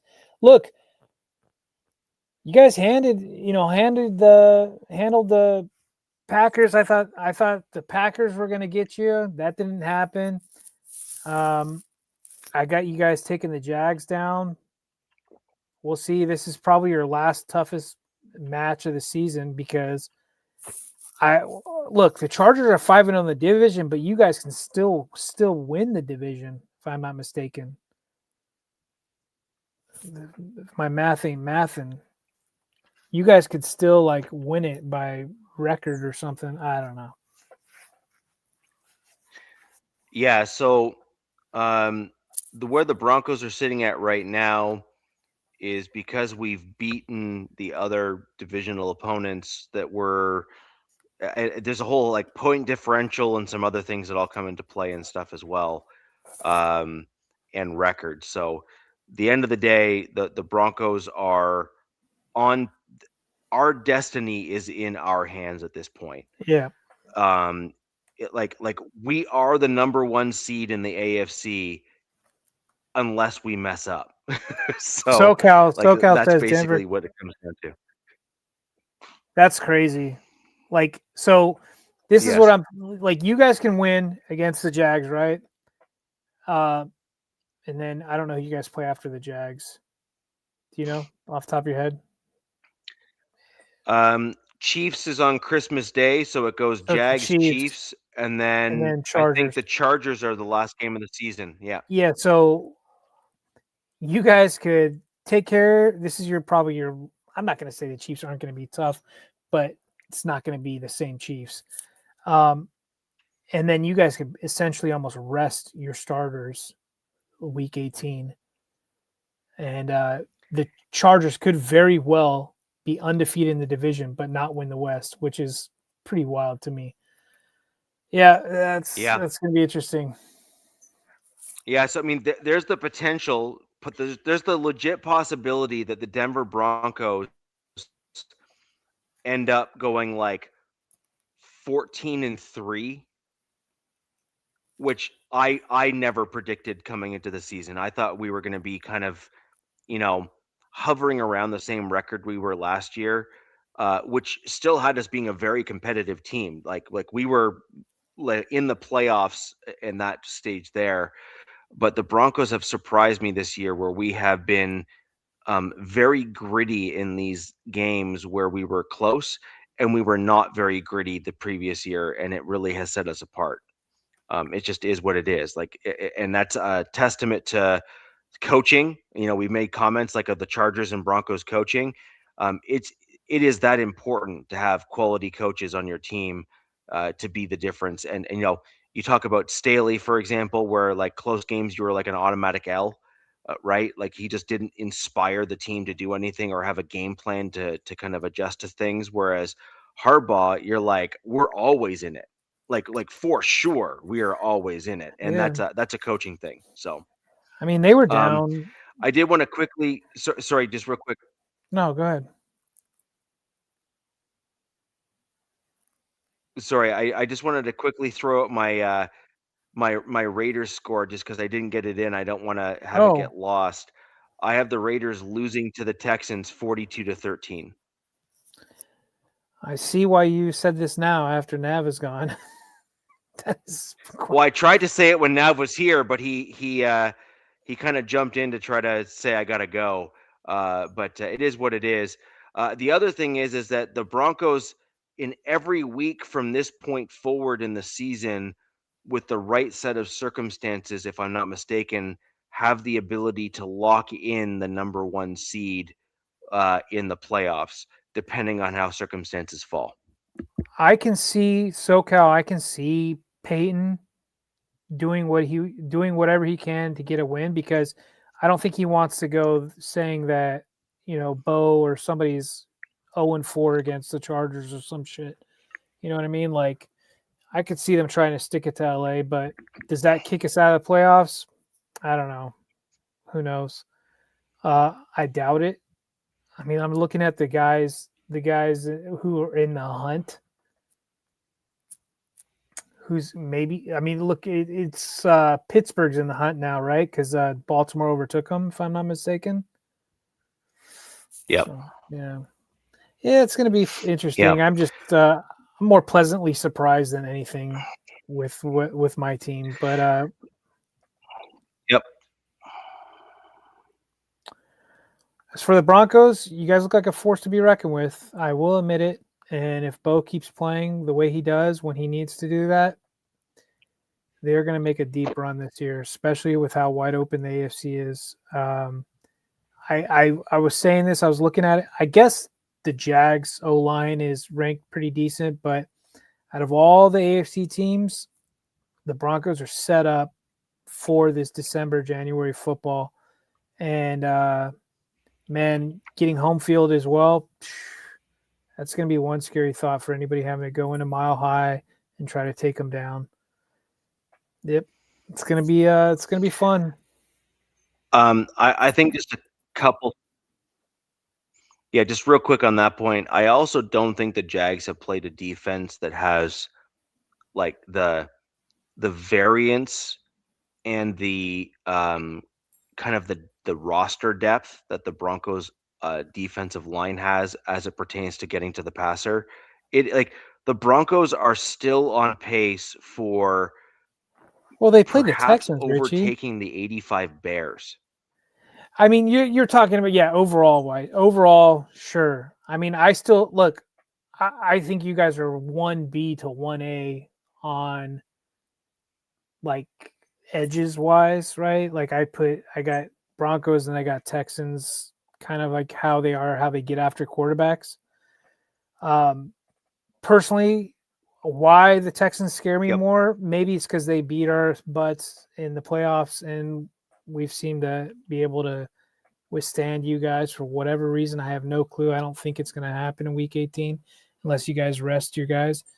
But you could be onto something, because if you keep that rotation of dudes that they have, we know you guys are deep defense from first, second to third. Yeah, but we have seen your defense. I mean, look, your defense let the Packers score all those points, right? There's that too. And yeah, well, there's a few issues in that game though, where like as an example, there's like a penalty that was called that basically allowed the Packers to then score a touchdown on the next play, which was only allowed as a touchdown because there was a hold on the same play that wasn't called. So it was like the Broncos got called for a defensive penalty, which was not a penalty. And after that, we then had the run go in for the touchdown. So there's a whole host of issues here in terms of what was happening in the refereeing in that game. And I don't like blaming the refs for certain things. I mean, at the end of the day, the Broncos did win. So, like, it is what it is. But, sure, like, there was so many egregious penalties or non-penalties. I mean, I haven't even spoken on the podcast. We had a touchdown called back against us because they blew the whistle dead when a dude hadn't actually been brought down and he scored a touchdown. Troy Franklin, when you look at the play where he ran into the end zone, he was never brought down by contact. Yeah, that was brutal. Like, the NFL refs have to stop. They have to stop it. And to make matters worse, sorry, just real quick on the same note, to make matters worse, we were seeing plays in the reverse side of things where the refs were allowing offensive offsides and other things like that from the Packers to play out and not blowing the play dead, et cetera, to see what was going to happen. That makes no sense to me. There was a lot of goofy play calls. There was goofy play calls in the Chargers-Chiefs games as well, like neutral zone infractions and just not blowing plays. There's been a lot of weird officiating this season, and it looks like it's almost like the playoff. I don't know. It's almost like these refs are making stuff up as they go, or just calling it the way they want to call it. It's kind of weird, but I mean, that's why you just gotta luckily for your team, you just gotta not leave it up to the refs, right? But Yeah, I agree.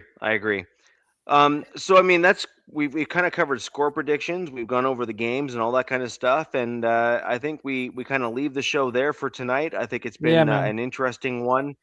I do want to thank Nabman for jumping on in place of Jack. I think that was great. Wait, who do we'll go ahead. Did we say who do the Chiefs play this week? By any chance? I don't know who they actually play. Oh, they have a good opponent. I had them losing.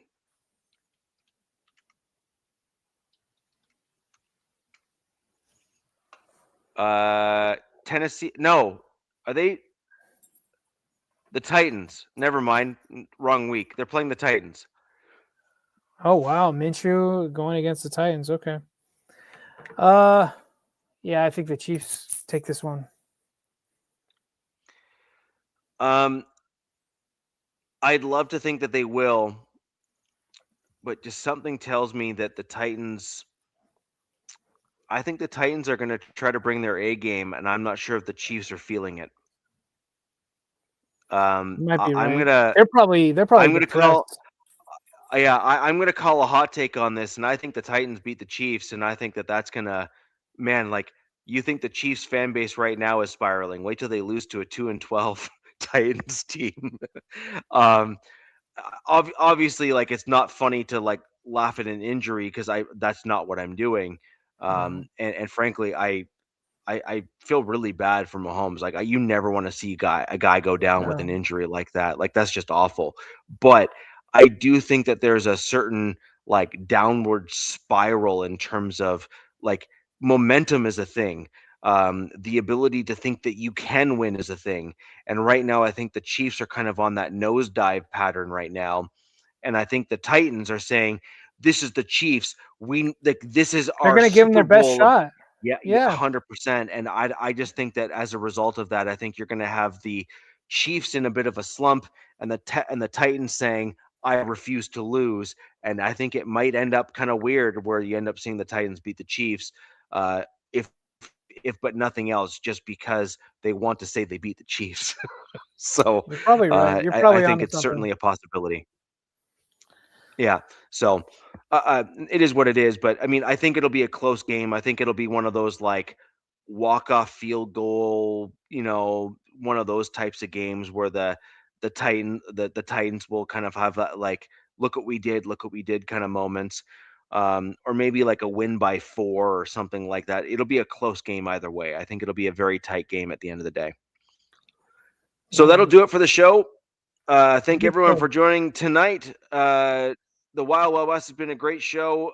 If you would like to see more folks in the chat and leave more comments just like you, go ahead and leave a like on the video. That is a free and easy way to support the show and the channel. If you have questions you think we didn't cover on the show, leave those comments down below. We'll do our best to circle back after the show and answer those for you. And if you'd like to reach out to either one of us after the show and just ask us questions about the team and other things like that, or just see how we're doing, X handles, I'm still trying to get over the whole Twitter thing. X handles are down below here at Richie Rich A and at DZ Wilson 57. Happy to answer your questions and go from there. But ladies and gentlemen, until next time, where the West Side's the best side. Peace. Fast lane when I pass in the street, bag of money in the passenger seat. Simcoe's been asking for me on the road from the west to the east. Way up, I might never come down, cause the coast's racking up the flame miles. So high, I might never come down, so what, this is my lifestyle. Wait a minute, work hard.